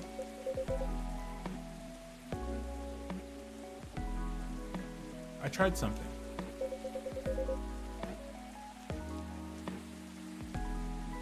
Just noticed my closed captions have stopped working. Okay, they're back. I don't know why that, like the closed caption extension freezes up. Okay, I set a few candles where the tree was. I used my lighter and things happened. Mind backing up a bit? Feels like there's a lot of context missing here. Well, I'm warning you. Everything I'm about to tell you is real. It sounds a little crazy, but no, I haven't lost it yet. Got it? Loud and clear. I told Tim about my lighter a while ago. How it might be connected to the fairy market we talked about before. Really? In what way? The lighter was my grandpa's. There was a chance he bought it from there. Ah, interesting. Yeah, what a coincidence, huh? Anyways, my daughter likes this sort of mystery stuff, right? After talking to her about what's been going on, she believed my lighter was the key to making sense of all this.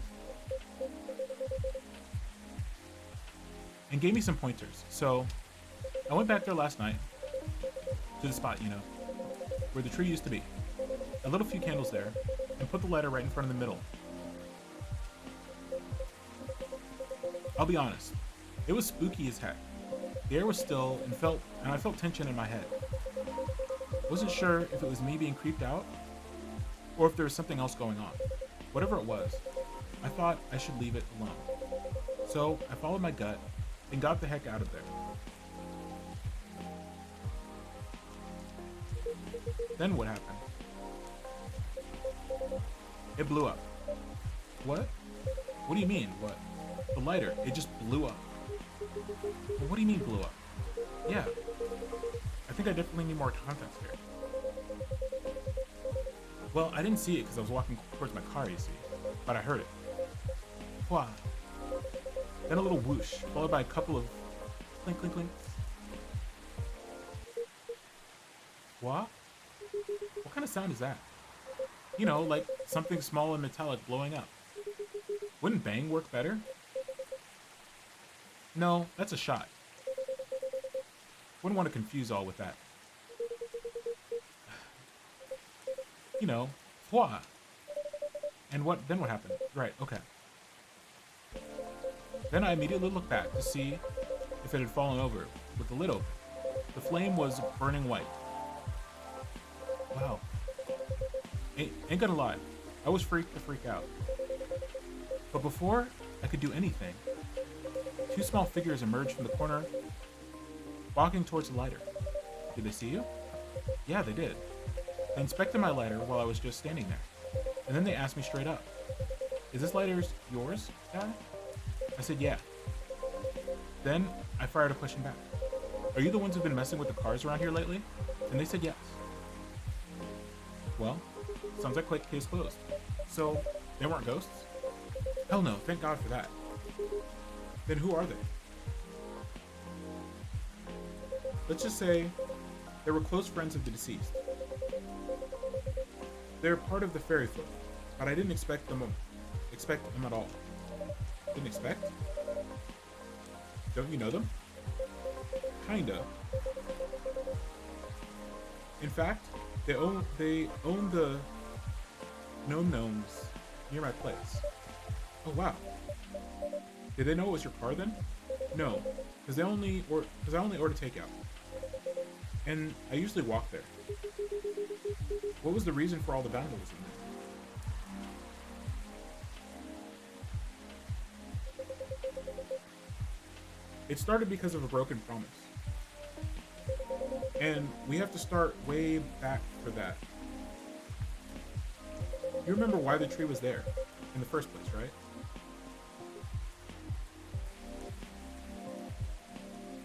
Yeah, the tragic hit and run. At the time, the court ruling practically let the driver off the hook outside the DUI charge. Well, it sparked huge protests. Good. In response to that, the mayor at the time gave his word to the victim's family. He promised to keep the tree as a landmark for the community. And the vow was kept well after his tenure was over. But he died a few years ago, and we all know recently what happened to the tree. I see. So it was their attempt to keep the memory alive, not just for their friend, but as remembrances for all the injustices as well. And after all the urban renewals the city gone through, it makes sense if the community that used to be there is gone by now. That's right. There used to be a lot of veteran housing, low-rise apartments in that area. Now it's filled with never-ending projects.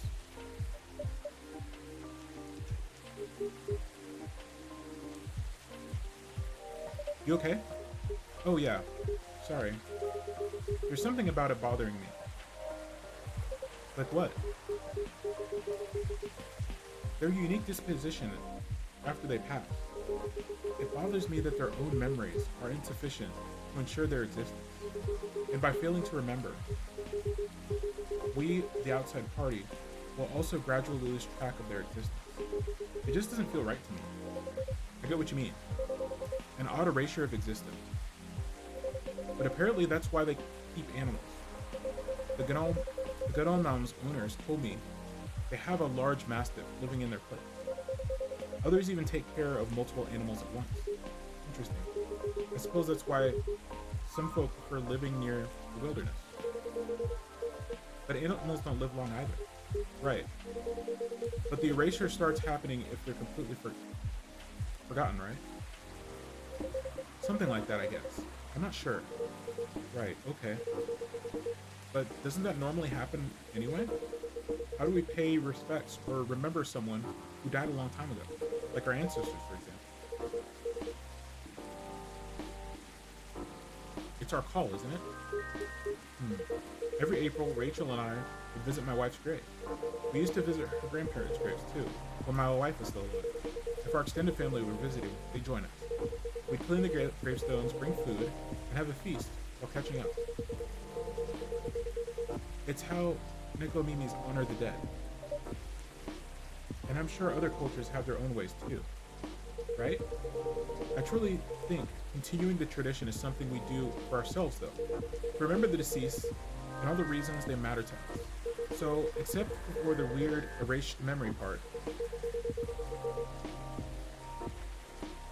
it's the effort of the living to remember the dead anyway. You're right. Unless you believe in life after death. Memories are for us, not for the dead. Exactly. It would be great if we could all remember and help each other. Because keeping track of any sort of history is a team effort. Since the best way to gain wisdom is to learn from the past. Whether it's good or bad.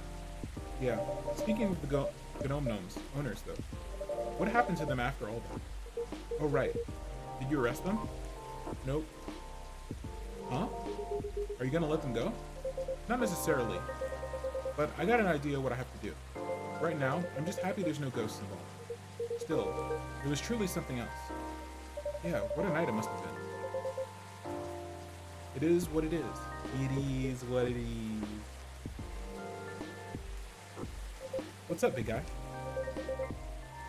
Something in your mind? No, nothing. A shame about the lighter of yours, though. Oh yeah, it's probably busted, right? That's the thing. It works just fine. Not even a scratch. Really. But the thing blew up, didn't it? Like, wow. Ball. Heck, we even debated the sound effects and everything. As I said, it still works fine, so I don't know what else to tell you. I see. You want to know what I think? No. It's haunted. No, it's not. That thing's definitely haunted. What else were you talking about? The white flame is a bit unnatural, yes, I agree. And I remember you kept forgetting your lighter here. Hey now. A man's allowed to forget stuff. As he gets older, no? As for the blowing up, it was probably a well-timed bad chemical reaction or something. Thing's real old after all. If that's the case, you might want to stop carrying it around. At any rate, I believe you now, officer. There's no such thing as coincidence, indeed.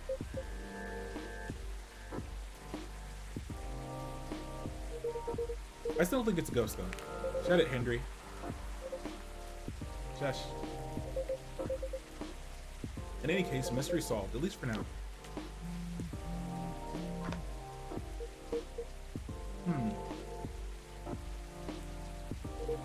Oh no, I think I have to go now. I didn't realize I missed multiple messages earlier, because I was so engrossed in your story. Sorry, to rush off. I'll see you all next. I'll see you all next time. Sure, safe trip. Nice seeing you again, Henry. Take care.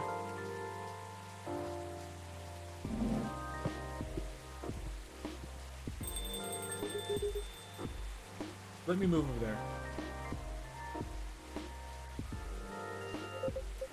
You know, all that talking made me thirsty. Want anything? I'm good. One espresso for me, please.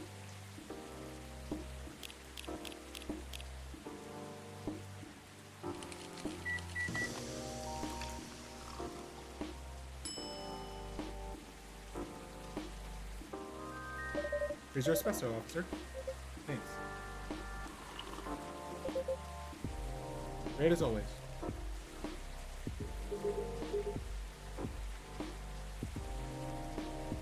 What's next, officer? What's your plan after this?